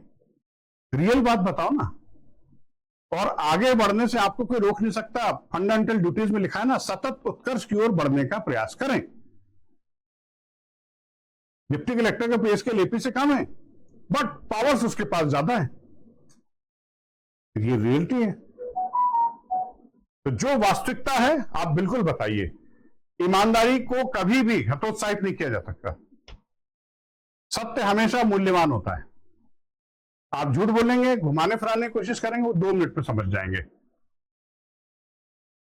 ठीक है ना। जैसे पीएचडी चल रहा है तो वो पूछ सकते हैं कि एपी और पीएचडी को आप कैसे मैनेज करोगे, साथ में कैसे करोगे? आसान है बहुत, है ना, आसान है। एपी के साथ पीएचडी करना बहुत आसान है। ज्यादातर पीएचडी एपी बनने के बाद ही की जाती है, आप तो पहले से कर रही है। पीएचडी यहाँ कर रहे हो और एपी में कहीं अगर और पोस्टिंग हो तो आप कैसे मैनेज करोगे? देखिए आजकल सोशल मीडिया का युग है, आप अपने जो आपके जो मेंटोर हैं, आपके जो गाइड हैं, आप उनसे गूगल मीट पर भी सलाह ले सकती हैं, ठीक है ना। आप व्हाट्सएप पर अपना पेपर भेज करके उनको जांच करवा सकती हैं। लोग इंदौर में बैठे बैठे दिल्ली के संस्थान से यूपीएससी की तैयारी कर लेते हैं। सोशल मीडिया का युग है, ऐसे टूल्स है हमारे पास कि हम अपने गाइड से, मेंटोर से सतत संपर्क में रहते हुए नौकरी भी कर सकते हैं, पीएचडी भी कर सकते हैं, ठीक है ना। Any more question? चलिए अब मैं आपके सामने इंट्रोड्यूस कर रहा हूं। जब आप मॉक इंटरव्यू देने आएंगे तो मेरे साथ एक और विद्वान व्यक्ति बैठे रहेंगे, रविशंकर दुहुलिया जी। आप लोगों के अगर कुछ क्वेश्चन है तो पहले तो आप वो क्वेश्चन ही कंटिन्यू कर लेते हैं। अगर आपके कोई भी क्वेश्चन है तो आप उनको कंटिन्यू कर सकते हैं, है ना। कॉन्स्टिट्यूशन से रिलेटेड अगर कुछ क्वेश्चंस हैं या आपकी हॉबी से रिलेटेड कुछ क्वेश्चन है तो आप वो कंटिन्यू कर सकते हैं। बाकी मेरे ख्याल से सर ने आपको लगभग सारी बातें बता ही दी होंगी, क्योंकि सर के बोलने के बाद किसी और विषय पर कुछ और बोलना शेष मुझे लगता है कि रह नहीं जाता है, क्योंकि लगभग सारे विषय जो है वो सर कवर ऑलरेडी कर चुके होंगे। तो एक जनरल कई बार कुछ थॉट्स रहते हैं कि भाई ये क्वेश्चन आ गया तो मैं कैसे डील करूंगा, ये क्वेश्चन आ गया तो मैं कैसे डील करूंगा। तो इस तरीके का अगर कोई क्वेश्चन है तो आप उसको पूछ सकते हैं। हालांकि सर वो मार्क्स कम वाला जो सर ने बात कही, तो मेरा ऐसा था कि आफ्टर 12 मार्क्स कम हुए हैं, लाइक यूजी में कम हुए, पीजी में और ज्यादा कम हुए, ठीक है। तो उसका क्या, जैसे मान लीजिए आपसे क्वेश्चन ये पूछ लिया जाता है कि आपके मार्क्स जो है वो लगातार कम हो रहे हैं, ठीक, ऐसा क्या कारण है कि भाई आपके मार्क्स लगातार कम हो रहे हैं, और फिर अगर इतने कम नंबर आ रहे हैं तो आप इसको कैसे परफॉर्म कर पाएंगे वहां पर, ठीक है। तो आप ये उत्तर दे सकते हैं, आपका पीजी कब हुआ है? 2023 में हुआ है, ठीक है। सर मार्क्स उसमें कम रहे हैं, वो एक पेपर का कारण हो सकता है, कुछ भी कारण हो सकता है, पर मैं तब से लेकर के 2023 से लेकर के अभी 2025 आ गया है, विगत 2 वर्षों में मैंने लगातार पढ़ाई की है ना। यूजीसी नेट को मैंने क्वालिफाई किया है, तो मैं कंटिन्यूसली प्रयास कर रहा हूं। मैं कल जो था आज उससे बेहतर हूं और कल और बेहतर होऊंगा, तो मैं लगातार कोशिश कर रहा हूं। एग्जाम जब हुए थे उस समय हो सकता है कि मेरा स्तर वही रहा हो, 60% वाला स्तर मेरा रहा हो, पर आज मेरा 60% वाला स्तर नहीं है, क्योंकि 2 साल में, विगत 2 साल में मैंने इसी विषय को लगातार पढ़ा है, और इसका कोई प्रमाण देने की जरूरत नहीं आपको। क्यों? क्योंकि आप यूजीसी नेट निकाल के और एपी का एग्जाम निकाल करके उनके सामने बैठे हो, ठीक है। तो आप ये बात जो है वो आपकी बात को प्रूव कर रही है ऑलरेडी, ठीक है। और बताइए, आपको सेटिस्फैक्टरी जवाब मिल गया यस है ना? और बताइए। सर एक क्वेश्चन होता है कि हॉबी जो है आपकी वो आपके सब्जेक्ट से कैसे कनेक्ट होती है, मतलब आप उसको कैसे कनेक्ट? हॉबी को आप जरूर नहीं है सब्जेक्ट से आप कनेक्ट करो, हॉबी कनेक्ट होनी चाहिए आपकी पर्सनालिटी से, ठीक। आप क्या करने जा रहे हो बेटा?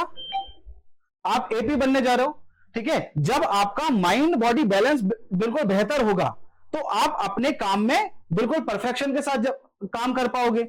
आप बच्चों को बहुत अच्छे से कब पढ़ा पाओगे? मैं तुम्हें वही दे सकता हूं जो मेरे पास होगा। अगर मेरे पास कोई चीज है ही नहीं तो वो मैं तुम्हें कैसे दे दूंगा? तो मेरी हॉबी जो है वो मेरे माइंड को, मेरी बॉडी को बड़ा सुकून देती है, और जब मैं सुकून में रहती हूं तो मैं बहुत अच्छे से पढ़ा सकती हूं, मैं अपने ज्ञान को बहुत अच्छे से परफॉर्म कर सकती हूं, ठीक है। तो मेरी हॉबी मुझे बैलेंस रखने के लिए है, और इससे मैं अपने काम को और बेहतर कर पाऊंगी। मान लो मैं सिंगिंग है, तो क्या तुम नाच नाच के गा गा के बच्चों को पढ़ाओगे? नहीं। तो सिंगिंग करने से मैं अपने आप में बहुत बेहतर महसूस करती हूं, और उसके बाद मेरी परफॉर्मेंस किसी भी चीज में बहुत अच्छी हो जाती है, ठीक। इस तरीके से वो कनेक्ट हो गई। और बताइए।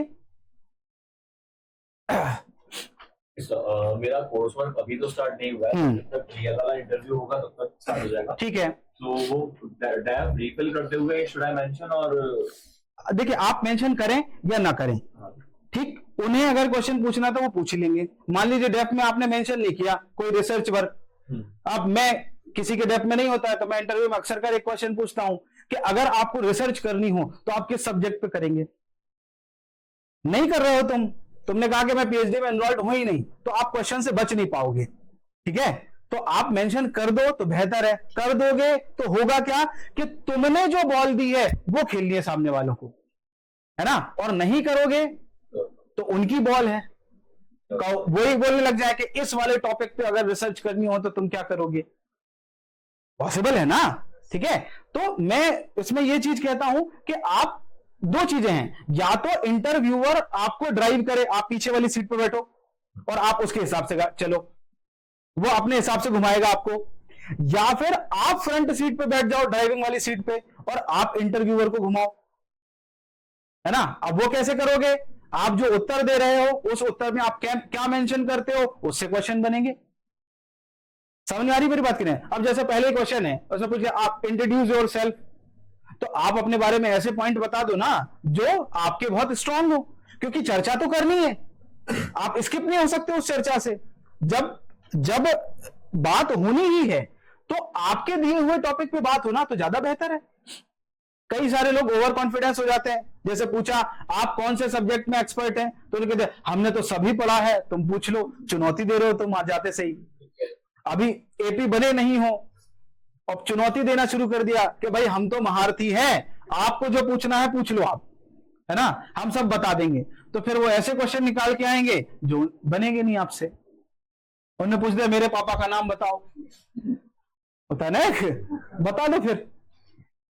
तो ये इसमें एक ये है कि आप कुछ पॉइंट निकाल करके उनको दो कि भाई मैं ये करता हूं, मेरी हॉबी ये है, और मुझे अब कुछ नहीं है, मुझे बुजुर्गों के साथ समय बिताना पसंद है, या XYZ जो कुछ भी आपको लगता है जो अच्छा। कुछ लोग ऐसा भी होते हैं, मतलब खुरापाती होते हैं। अब मान लो आप दोपहर का समय है या शाम का समय है, ठीक है, दिन भर से इंटरव्यू ले रहे हैं, रेगुलर क्वेश्चन आते आते आते आते वो परेशान, वो खुद बोर हो गए, तो अब उनने क्वेश्चन पूछ लिया कि अपने बारे में कुछ ऐसी बातें बताएं जो डेफ में न लिखी हो।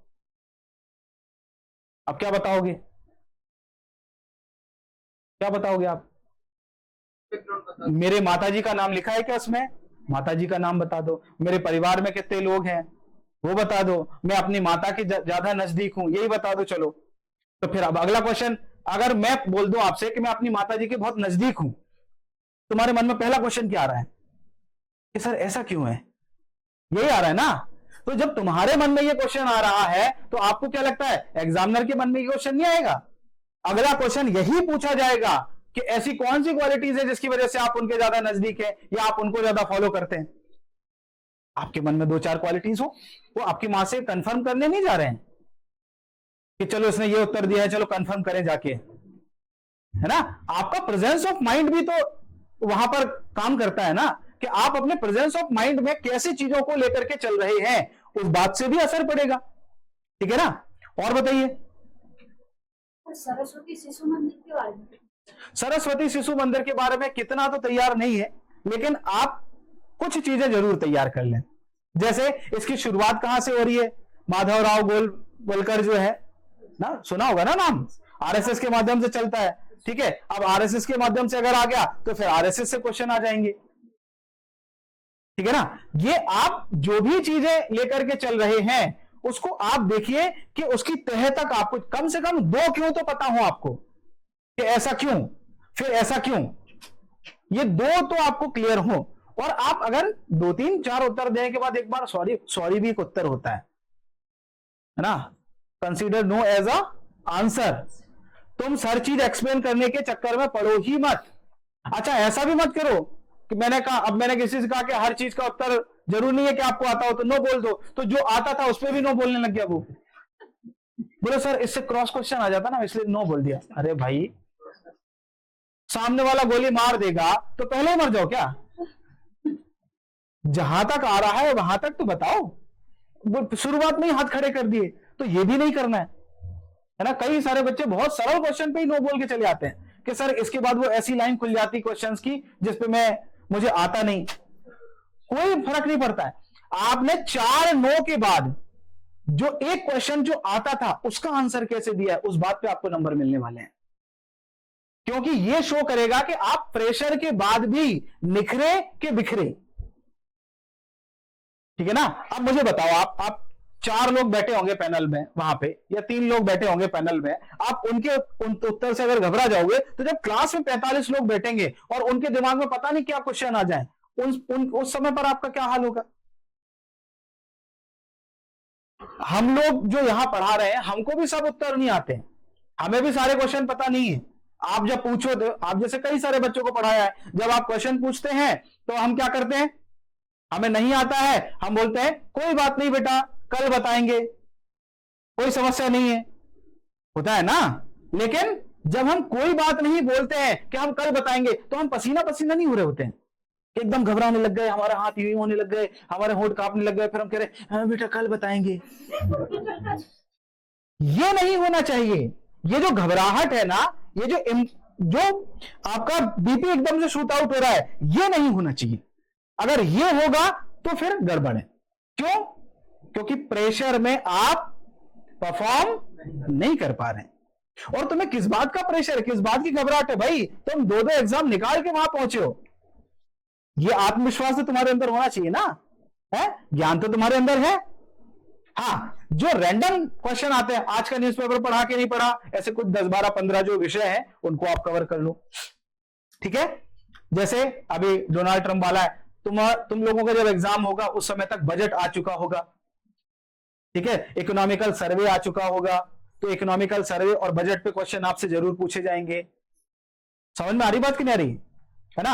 आपका सबका फरवरी में ही होगा ना एग्जाम, मिड ऑफ फेब के बाद ही होगा ना शायद, है ना सबका। तो आपसे बजट और इकोनॉमिकल सर्वे 100% पूछा जाएगा, टीचिंग टेक्निक्स 100% पूछी जाएंगी। ये आपको तैयार करना ही करना है, कुछ भी हो जाए। ठीक है। और बताइए। 2 क्वेश्चन। हाँ 4 पूछो। तो जैसे आज जब मेरा वाला मॉक था तो बोर्ड टीचिंग थी, वाले में नहीं थी।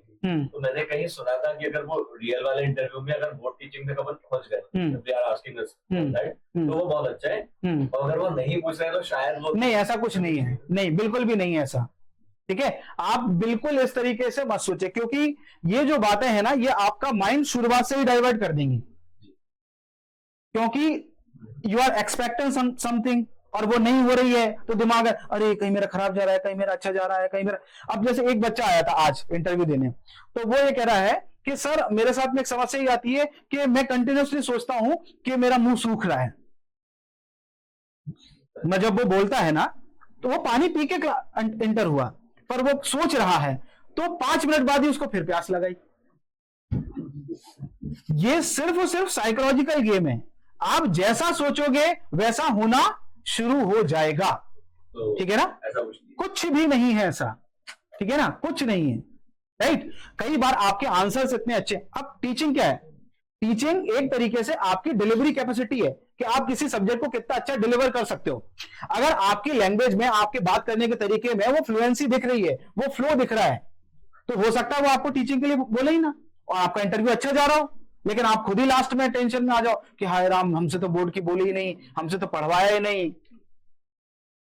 समझ में आ रही बात कि नहीं आ रही? तो वो आपके लिए नेगेटिव हो जाएगा। ठीक है ना? और बताइए। हाँ, सेकंड हाँ। अब जब मेरे वाले केस में जब मैंने बैक टू बैक क्वेश्चन पूछे कि मैं क्या मान के चलूं कि ऑडियंस है स्टूडेंट जब वो पूरी इंग्लिश समझते हैं हिंदी, तो सर ने कहा था कि इतने ज्यादा सवाल नहीं पूछने होते, तो हम पहले से क्या अज्यूम करके, क्योंकि मेरा इंग्लिश सब्जेक्ट है, यूजुअली इंग्लिश वाले इंग्लिश में ही पढ़ाना चाहते हैं, ठीक है, व्हाट शुड आई अज्यूम कि वो इंग्लिश में या हिंदी? अब देखिए, आप मैक्सिमम टाइम पर होता क्या है बेटा, जब कोई पोस्ट ग्रेजुएशन में, ग्रेजुएशन में इंग्लिश लेता है ना, तो वो ये सोच के लेता है कि इससे मेरी अंग्रेजी सुधर जाएगी, है ना? ऐसा वो तो उसको बाद में पता चलेगा ना, लेने के बाद, कि ऐसा नहीं होता है। तो आपको जो है ना वो कनेक्ट करना है, ठीक है, हिंदी से इंग्लिश में उस बच्चे को कनेक्ट करना है। तो अब आप मुझे बताओ कि ऐसा बच्चा जिसको अंग्रेजी नहीं आ रही है, ठीक है, और वो बीए लेकर के बैठ गया है, ठीक, तो अब आपको उसको कनेक्ट करना है, तो आप कैसे कनेक्ट करोगे? यूजिंग हिंदी। तो आपने खुद अपना उत्तर दे दिया, ठीक है ना? इंग्लिश में पढ़ाना पसंद कर रहे हैं, लेकिन हमें उस लेवल तक पहुंचाना तो पड़ेगा ना पहले बच्चे को। तो पहुंचाने के लिए आप क्या करेंगे?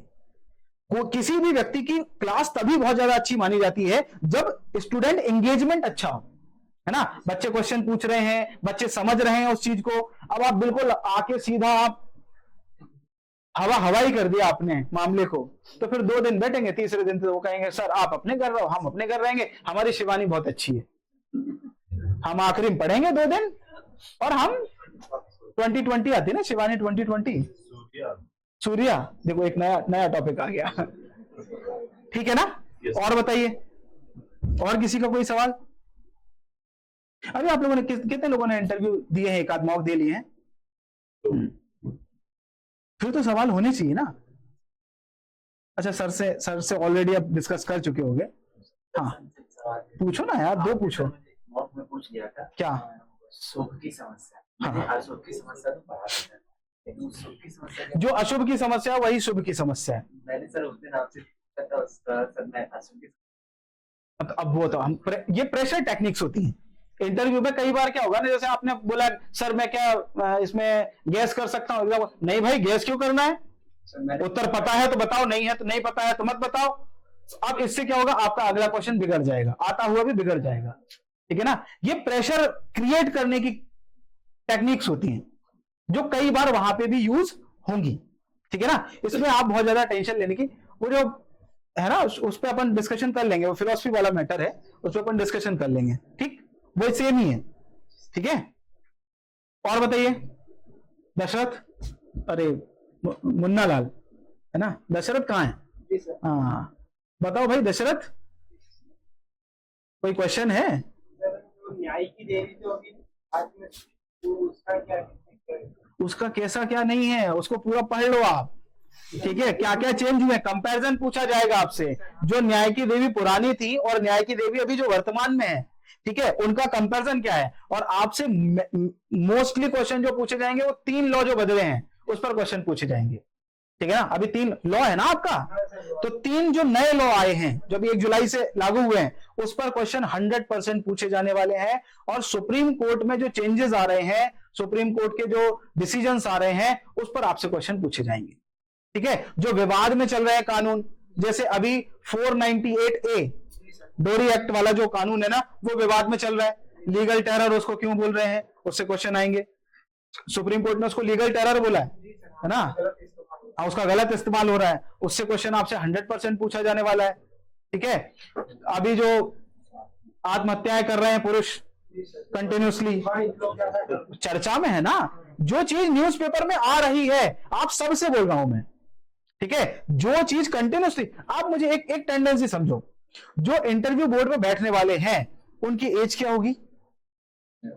55-60 प्लस होगी। अच्छा, 55-60 वाले व्यक्ति आपके अगल बगल में जितने हैं, उनकी दिनचर्या देखो, आप डेली रूटीन देखो क्या है उनका। सुबह उठ के सबसे पहले न्यूज़पेपर पढ़ेंगे ही पढ़ेंगे, शाम को सोने से पहले न्यूज देखेंगे ही देखेंगे। अब अगर मैं दिन रात किसी चीज को देख रहा हूं तो वो मेरे दिमाग में ना हो और मैं उससे क्वेश्चन ना पूछूं, क्या ऐसा पॉसिबल है? ठीक है, तो आपको ये जो न्यूज़पेपर में और न्यूज में जो आ रहा है ये आपको कंटिन्यूसली देखना है, कंटिन्यूसली। अभी 26 जनवरी की परेड हुई, अभी के आसपास जिनके भी इंटरव्यू हुए होंगे आप देख लेना, 26 जनवरी से क्वेश्चन पूछेंगे। 26 जनवरी में मध्य प्रदेश की जो झांकी थी उसकी थीम क्या थी, यही क्वेश्चन को पूछ ले। ठीक है, समझ में आ रही? कौन से देश के अध्यक्ष जो है वो चीफ गेस्ट के रूप में आए थे, ये क्वेश्चन अभी देख लेना। एक दो दिन, अभी जो एक दो दिन इंटरव्यू होने वाले हैं ना, 100% यही क्वेश्चन आएंगे। आउट है, सिलेबस आउट है बिल्कुल बेटा। ठीक है, अब आपने कहा कौन से देश के आए थे राष्ट्राध्यक्ष? अच्छा, इंडोनेशिया। इंडोनेशिया के बारे में क्वेश्चन हो सकता, पूछ लीजिए। इंडोनेशिया का कोई इवेंट चर्चा में हो, उससे कोई क्वेश्चन पूछ लिया जाए। समझ में आ रही मेरी बात की नहीं आ रही? ठीक है, ये कनेक्ट होगा, कनेक्ट होगा। ठीक, और बताइए, सारे क्वेश्चन खत्म हो गए क्या तुम्हारे? सर एक क्वेश्चन, हाँ पूछो। यदि वो टीचिंग करवाते हैं वो हाँ, तो सिर्फ हिंदी की टर्म यूज करें या इंग्लिश की भी? आपका सब्जेक्ट क्या है? Sir history. हिस्ट्री है। देखिए, हिस्ट्री में बाइलैंग्वेज बच्चे हो सकते हैं। हाँ। ठीक है, आप बाइलैंग्वेज टर्म्स यूज कर सकते हो, पर मोस्ट ऑफ द टाइम आप हिंदी का यूज करो, मोस्ट ऑफ द टाइम, क्योंकि हम स्टेट लेवल का एग्जाम का इंटरव्यू दे रहे हैं। ठीक है ना, स्टेट लेवल का, तो आपको most of the time Hindi का यूज करना है। बट अगर इंग्लिश आ रही है फ्लो में, कोई समस्या नहीं है, बिल्कुल समस्या नहीं है। हाँ, जो भी सब्जेक्ट आप दे रहे हो उस सब्जेक्ट में 40% बोर्ड वर्क हो और 60% एक्सप्लेनेशन हो।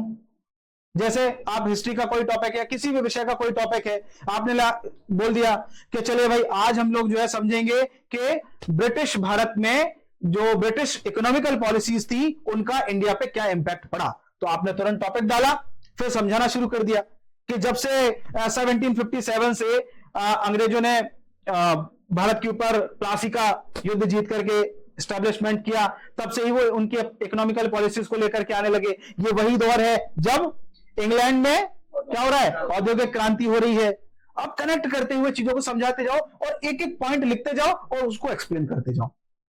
ऐसा नहीं कि तुमने 15 मिनट तक पहले बोर्ड ही रच दिया और तब तक वो भी बैठे बैठे बोर हो रहा है, उबासियां लेने लग गए 15 मिनट में, वो उठ के चले गए एक दो लोग, बोले जब तक ये लिख ले तब फिर मैं आता हूं। एंगेज करना है, क्या करना है? एंगेज। लिखते समय भी आप कुछ ना कुछ बोलते रहो। ठीक है, लिखते समय भी आप, और ऐसा भी नहीं कि आप लिख रहे हो तो ऐसे करके लिख रहे हो। आपने अगर देखा होगा, टेक्निक होती है, ये तरीका होता है लिखने का, यानी हम जिसको पढ़ा रहे हैं उसकी तरफ हमारा फेस भी रहे और हम बोर्ड पर कुछ ना कुछ लिख भी रहे हो, है ना। ये एक मेथड आपको यूज करना है। ठीक, और बताइए सर, जो एक चीज चल रही मार्केट में बोर्ड की आइडियोलॉजी को लेके, किसकी विचारधारा को लेके, आयोग में हाँ, बोर्ड मेंबर बैठने की विचारधारा को लेके, हाँ, कि वो एक टाइप की बातें सुनना पसंद करते हैं, मतलब ऐसा क्या है? देखिए अब ऑन द रिकॉर्ड है वैसे तो ये बात, लेकिन आपको मैं बताऊं, देखो इसीलिए सर मैंने नाम 15 से 20 मिनट तक आप जो है वो सपोज करिए कि आप किसी एक पक्ष का है, आप बिल्कुल आदर्शवादी ना हो, बिल्कुल आदर्शवादी, संतुलित होकर के उत्तर दें। संतुलन सबसे ज्यादा बेहतर है। आप मतलब ऐसा नहीं है कि आप एक ही विचारधारा पे बिल्कुल चले जाएं, लेकिन संतुलित रहें, पर दूसरी विचारधारा पे ना जाएं, बीच में रहें। ठीक है, उनकी विचारधारा तक आप चले जाओ पर डूब ही मत जाओ उनकी विचारधारा में। ठीक है, आप वो सीधी सी बात है, जो तुमको हो बात पसंद वही बात कहेंगे, तुम दिन को अगर रात कहो तो रात कहेंगे। तो 15 मिनट की बात है बेटा, 15 से 20 मिनट तक आपको बैलेंस करना है चीजों को। ठीक है, और मैं जो मानता हूं व्यक्तिगत तौर पर कि आप एक बैलेंस पर्सनालिटी के रूप में दिखें तो वो ज्यादा बेहतर है। ठीक है, पर जिस विचारधारा का व्यक्ति है उसको चैलेंज मत करो, क्योंकि नंबर उसके पास ही अभी है ना। एक साइकोलॉजी में एक टर्म का यूज किया जाता है, इमोशनल इंटेलिजेंस, नाम सुना आपने? संवेगात्मक बुद्धि। तो ये संवेगात्मक बुद्धि क्या होती है? संवेगात्मक बुद्धि में 4 चीजें करी जाती हैं, है ना। Understand your emotions, understand others emotion, control your emotions and behave according to others emotion. 4 चीजें समझ में आ रही, ठीक है। स्वयं के संवेगों को समझो, दूसरे के संवेगों को समझो, स्वयं के संवेगों को नियंत्रित करो और अपना बिहेवियर कैसे करो, दूसरे के संवेगों के अनुसार। समझ में आ रही, ठीक है। भूख लगती बहुत तेज, बहुत जोर से भूख लगी है, शादी में गए हैं, अभी तक खाना खुला ही नहीं है, समाज में हो सब लोगों के साथ, तो क्या करोगे, क्या करोगे, कंट्रोल कि एकदम जाकर के बर्तन फेंक दोगे, बोला खाना लगाओ तुरंत, कंट्रोल करते हो ना। तो जैसे सोसाइटी में हम हमारे इमोशंस को कंट्रोल करते हैं, वैसे ही आपको वहां पर भी अपने इमोशंस को कभी भी ओवरलैप नहीं करने देना है सामने के इमोशंस के वाले के इमोशंस के ऊपर, ठीक। उसके इमोशंस के अकॉर्डिंग बिहेव करो, ठीक। और बताओ टॉपिक कैसा चयन किया जाए? टॉपिक ऐसा चयन करो जो एंगेजिंग हो और इंटरेस्टिंग हो। 10 मिनट से ज्यादा, 5 मिनट से ज्यादा समय मिलना नहीं है, ठीक। ऐसी कोई चीज चयन करें आप जो एंगेज कर सकती हो, है ना। जैसे शायद आपने चयन किया था, क्या, कौन सा, सबअल्टर्न सिद्धांत। अब ये एकदम नया है, जैसे ही सुना तो एकदम कान खड़े हो गए कि ये क्या है, ठीक। लेकिन जब आप किसी विषय को समझाओ तो पहला जो इंट्रोडक्शन होना चाहिए, जैसे मैं आपको एक बात बताता हूं, किसी विषय को पढ़ाते समय आपको कुछ चीजें ध्यान रखनी है। क्या चीजें ध्यान रखनी है बेटा, समझिए जरा। आप किसी विषय को पढ़ा रहे हैं किसी भी व्यक्ति को, तो सबसे पहले आपको क्या देना है, परिचय देना है। क्या देना है, परिचय। उस सब्जेक्ट का इंट्रोडक्शन आपका बहुत तगड़ा होना चाहिए। ऐसा नहीं कि आपने कहा सबअल्टर्न सिद्धांत और फिर आप उसको एकदम से समझाने लग गए, इसका क्या महत्व है, क्या विशेषता, नहीं। पहले तो ये सबअल्टर्न सिद्धांत आया कैसे, क्यों जरूरी है, क्यों चर्चा में है आज, है ना, क्यों चर्चा में है, हम क्यों पढ़ रहे हैं इसको, आप इस क्लास में क्यों आए हो, ये क्यों जब तक क्लियर नहीं होगा ना, तब तक आप किसी को एंगेज नहीं कर पाओगे, ठीक। फिर दूसरा क्या होता है, वक्ता की तारतम्यता, ठीक है, फ्लुएंसी ऑफ स्पीकर, है ना। आप उस तारतम्यता में उस शब्द को आप समझा पाओ, है ना, कटाफटा नहीं होना चाहिए। अब जैसे आज एक बच्चे ने पढ़ाया था, तो मैंने उसको ये सजेशन दिया, वो बीच से पढ़ाना शुरू कर दिया। जिस टॉपिक को आप पढ़ा रहे हो उसका इंट्रोडक्शन जब तक आप नहीं दोगे तब तक उस चीज का, ठीक। फिर आपको क्या करना है, उसका महत्व, ठीक, क्या करना है, इंपॉर्टेंस, राइट। फिर क्या, समस्याएं, अगर कोई ऐसा सिद्धांत है तो समस्याएं। फिर समस्याएं कभी भी अकेली नहीं आती हैं, समस्याओं के साथ क्या बताना जरूरी है, समाधान। Very good. 2 तरीके के क्रिटिसिज्म होते हैं, एक नेगेटिव क्रिटिसिज्म और एक पॉजिटिव। पॉजिटिव क्रिटिसिज्म हमेशा समाधान लेकर के आता है, ठीक है ना। इसलिए क्रिटिसिज्म के साथ में समाधान, और पढ़ाते समय तो आप बता दो, लेकिन अगर आपसे क्वेश्चन पूछें क्रिटिसिज्म के ऊपर, तो आप सिर्फ क्रिटिसिज्म बोल करके रुक जाओ।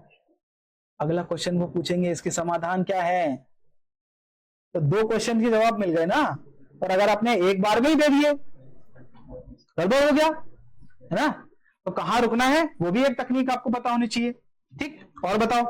हाँ, पढ़ाते समय जैसे वो बोर्ड मेंबर बैठे हैं, तो अभिवादन कैसे होना चाहिए? अब जैसे आपसे बोल दिया कि आप भाई कोई सब्जेक्ट पढ़ाओ, ठीक है, तो आप खड़े हो गए, सर आज हम लोग जो है वो सबअल्टर्न सिद्धांत को पढ़ने वाले हैं।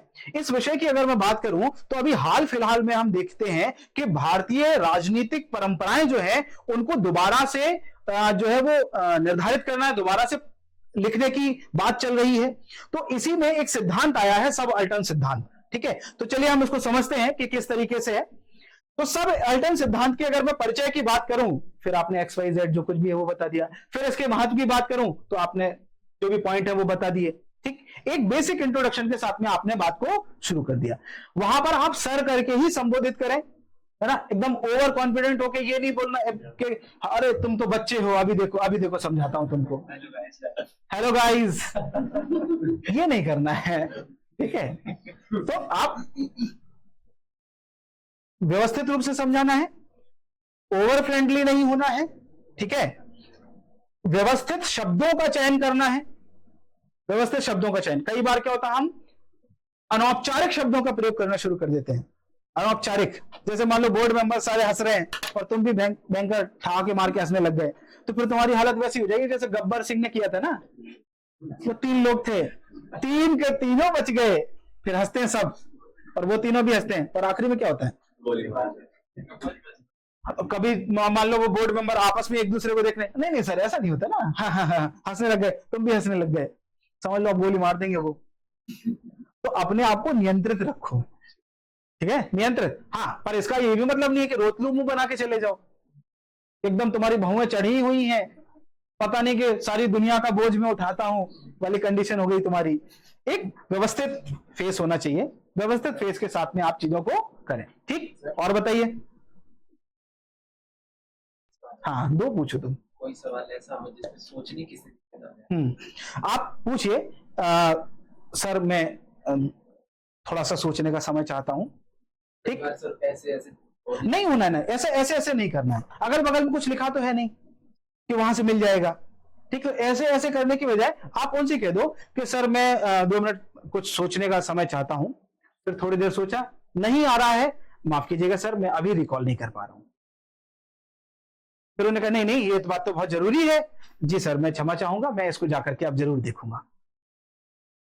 दोनों बातें हो गई, बहुत जरूरी है, आपने बोला जरूरी है तो मैं इसको जाके अब देखूंगा, तो अब से ये गलती नहीं होगी, ठीक। अभी मैं रिकॉल नहीं कर पा रहा हूं।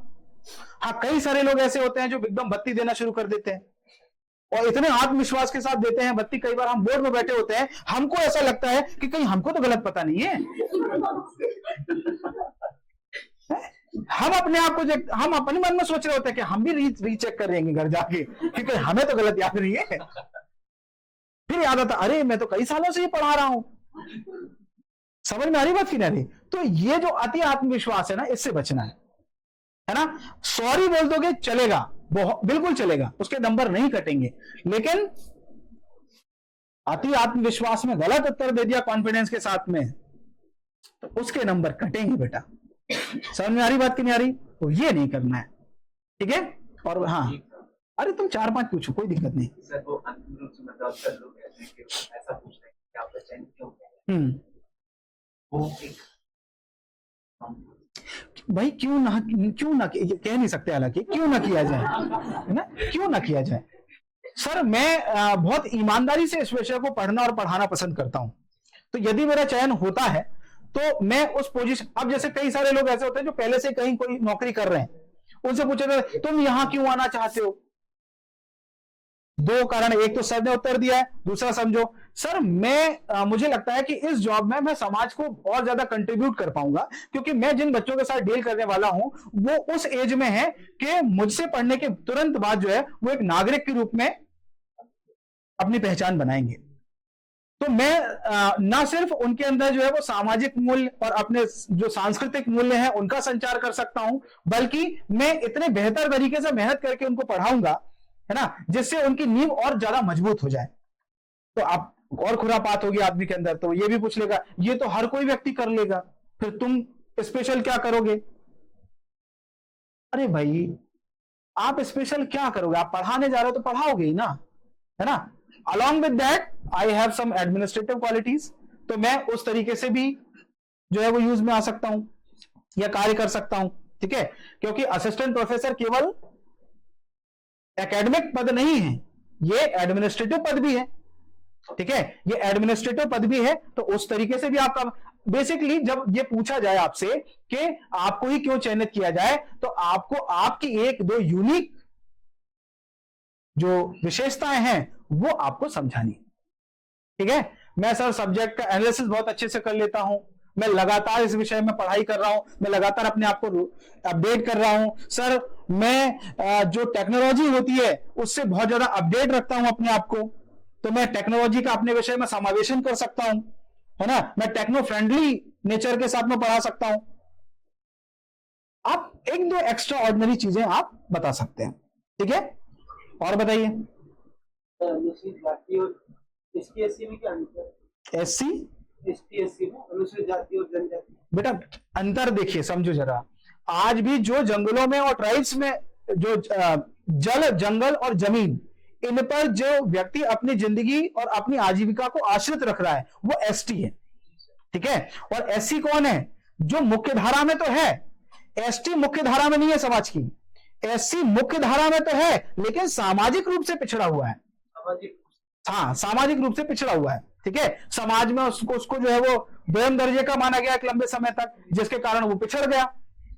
ये दोनों ही क्या है, एससी और एसटी, ये दोनों ही संविधान में वर्णित कुछ सूचियां हैं जिनमें कुछ जातियों का शेड्यूल्ड का मतलब क्या होता है? सूची, सूचीबद्ध करने से निकला ये शब्द, है ना। शेड्यूल बनाते हो ना, शेड्यूल क्या बनाते हो? सारणीबद्ध करना, ठीक है। तो संविधान में सूची में जिनका वर्णन कर दिया गया है कि ये पिछड़े हैं और इनके लिए कुछ विशेष प्रावधान करके इनको समाज की मुख्य धारा में लेकर के आना है, इनको समाज में जोड़ना है और समानता या समता मूलक समाज को स्थापित करना है, ठीक है। तो वो है आपके एससी और एसटी में बेसिक अंतर ये है कि वो भाई सोसाइटी से ही अलग है एसटी, और एससी सोसाइटी में तो है पर पिछड़े हुए हैं, ठीक। और बताओ सर, जैसे सोचने के लिए समय मांगा है, उन्हीं की तरफ देख के अगर सोचेंगे तो याद ही नहीं आता बेटा। इसका कोई तरीका नहीं है, अब ये सीखना पड़ेगा, है ना, ये सीखना। अच्छा, एक और, आई कांटेक्ट का आपको रूल पता है? आई कांटेक्ट के बारे में, है ना। आई कांटेक्ट में कई बार ऐसा होता है, मैंने बहुत ज्यादा, देखो आप लोगों एपी के इंटरव्यू में तो ये गलती में बहुत ज्यादा देख रहा हूं। क्या हो रहा है, जैसे कोई क्वेश्चन पूछता है ना, तो आदमी केवल टकटकी लगा के उसको ही दिख रहा है, अगल बगल में भी 4-5 लोग बैठे हुए हैं, 3-4, है ना। वो फिर क्या करे, पबजी खेलने लग जाए वो, है। हमको सबको इंक्लूड करते हुए चलना है। तो आप सबको इंक्लूड करने का तरीका क्या है? जब कोई क्वेश्चन पूछ रहा है तो क्वेश्चन को सुनते समय आप सिर्फ उसी व्यक्ति को देखो जिसने क्वेश्चन पूछा है, बट जब आप उत्तर दो तो आप सब लोगों की तरफ थोड़ा थोड़ा, जैसे अभी मैं क्या कर रहा हूं, मैं कोई रिमोटली नहीं कर रहा हूं, पर मैं तुम सबको देख रहा हूं, है ना। सबको आप देखें, पर ऐसा नहीं कि आप एकदम ऐसे बैठे हुए हैं, अब सीसीटीवी कैमरे की तरह एकदम बिल्कुल यूं यूं यूं कर रहे हो, जैसे पंखा घूमता है ना एकदम नियम से, ऐसा नहीं है, ठीक है ना। वो रैंडमनेस होनी चाहिए कि हाँ सबको लेकर के चल रहे हैं, पर यंत्रवत तरीके से नहीं, मैकेनिकल मूवमेंट नहीं होना चाहिए हेड में, ठीक है। अब कई लोग ऐसे करते हैं, उनका सर यूं यूं कर रहा है, फिर यूं कर रहा है, फिर यूं कर रहा है, आपके हैंड मूवमेंट ज्यादा होते हैं। हाँ, you have to control it, hand movement. ये सब टीचरों के साथ समस्या होती है, पढ़ाते हो ना आप, है ना। टीचर्स के साथ में ये समस्या रहती है, क्योंकि वो अब वो जब तक हाथ नहीं फैला रहे हो, वो कृष्ण की चेतावनी की तरह यूं हाथ करते हैं बार बार, ठीक है। तो ये हैंड मूवमेंट को आपको कंट्रोल करना पड़ेगा, ठीक। कमर सीधी होनी चाहिए, ऐसा नहीं कि एकदम यूं अभी से झुक गई कमर, बोले पूरा बोझ तो पूरा यूनिवर्सिटी का हमारे ऊपर है ना, इसे झुक गई, ऐसा नहीं, ठीक है ना। कमर सीधी होनी चाहिए, व्यवस्थित रूप से आपके दोनों हाथ यूं रखे हों। कई लोग ऐसे हाथ बांध लेते हैं, फिर वो ऐसे ऐसे करेंगे, यूं यूं करेंगे, यूं यूं, ये नहीं करना है, ये नर्वसनेस को शो करता है, ठीक है ना। हाँ, अगर आपको कोई ऐसा हो रहा है कि आपको ज्यादा दिक्कत महसूस हो रही है, पॉज लो, पानी के लिए पूछ लो, सर मैं थोड़ा सा पानी ले सकता हूं क्या, या ले सकती हूं, आप पूछ सकते हैं, ठीक है। इससे आपका हेजिटेशन दूर हो जाए। वो लोग भी तो बात ही करना चाह रहे हैं यार, है ना। वहां का माहौल ऐसा बना दो कि आपके ऊपर केंद्रित हो जाए, वो उनको इंटरेस्ट आ जाए बात करने में, ठीक है। इंटरेस्ट आ जाएगा तो आपको भी इंटरेस्ट आ जाएगा, ठीक। और बताओ सर, ऐसा बोलते हैं कि स्माइल रखनी चाहिए फेस पे, लेकिन पैरल में तो सब एकदम सीरियस मुंह बना के बैठे रहते हैं, हाँ। तो फिर स्माइल चली जाती है। नहीं, आपको देखिए, स्माइल का मतलब ये नहीं कि आपको दांत दिखाने, ठीक है। जब आप किसी क्वेश्चन का सही उत्तर दोगे ना कॉन्फिडेंस के साथ में, तो अपने आप जितनी स्माइल आती है ना उतनी आ जाएगी, ठीक है। वो बेचारे बहुत देर से बैठे हुए हैं, तो और अगर आपके पहले वाले का इंटरव्यू बहुत खराब हुआ है तो उनका भी दिमाग खराब होगा। वो भी तो चाहते हैं कि वो 15-20 मिनट जो बात कर रहे हैं तो उनके लिए कुछ, आप यकीन नहीं मानेंगे, वो लोग भी आपसे सीखेंगे। हम खुद इंटरव्यू लेते हैं, हम लोगों को भी बहुत सारी नई बातें पता चलती हैं। जब हम आप लोगों से जब इंटरेक्ट होते हैं तो कई सारी नई बातें तो आप ही हमें बताते हैं, और वही बातें जाकर के हम अगले वाले से पूछ लेते हैं। हाँ, यही होता है, पूरे दिन आदान प्रदान चलता रहता है, ठीक है ना? और बताइए। सर एक आध तो पॉइंट बताने के बाद सर याद नहीं आते हैं। तो कोई बात नहीं, एक दो पॉइंट बताने के बाद रुक जाओ। थोड़े से और बताओ। और बताओ, सब बढ़िया। इसका उत्तर ये है बेटा, माफ कीजिएगा सर, मैं अभी इतने ही याद कर पा रहा हूं। दैट्स इट बेटा, इसी बंद कर दे। शाबाश। और बताओ, सब बढ़िया। सब बढ़िया। चलिए, ठीक है।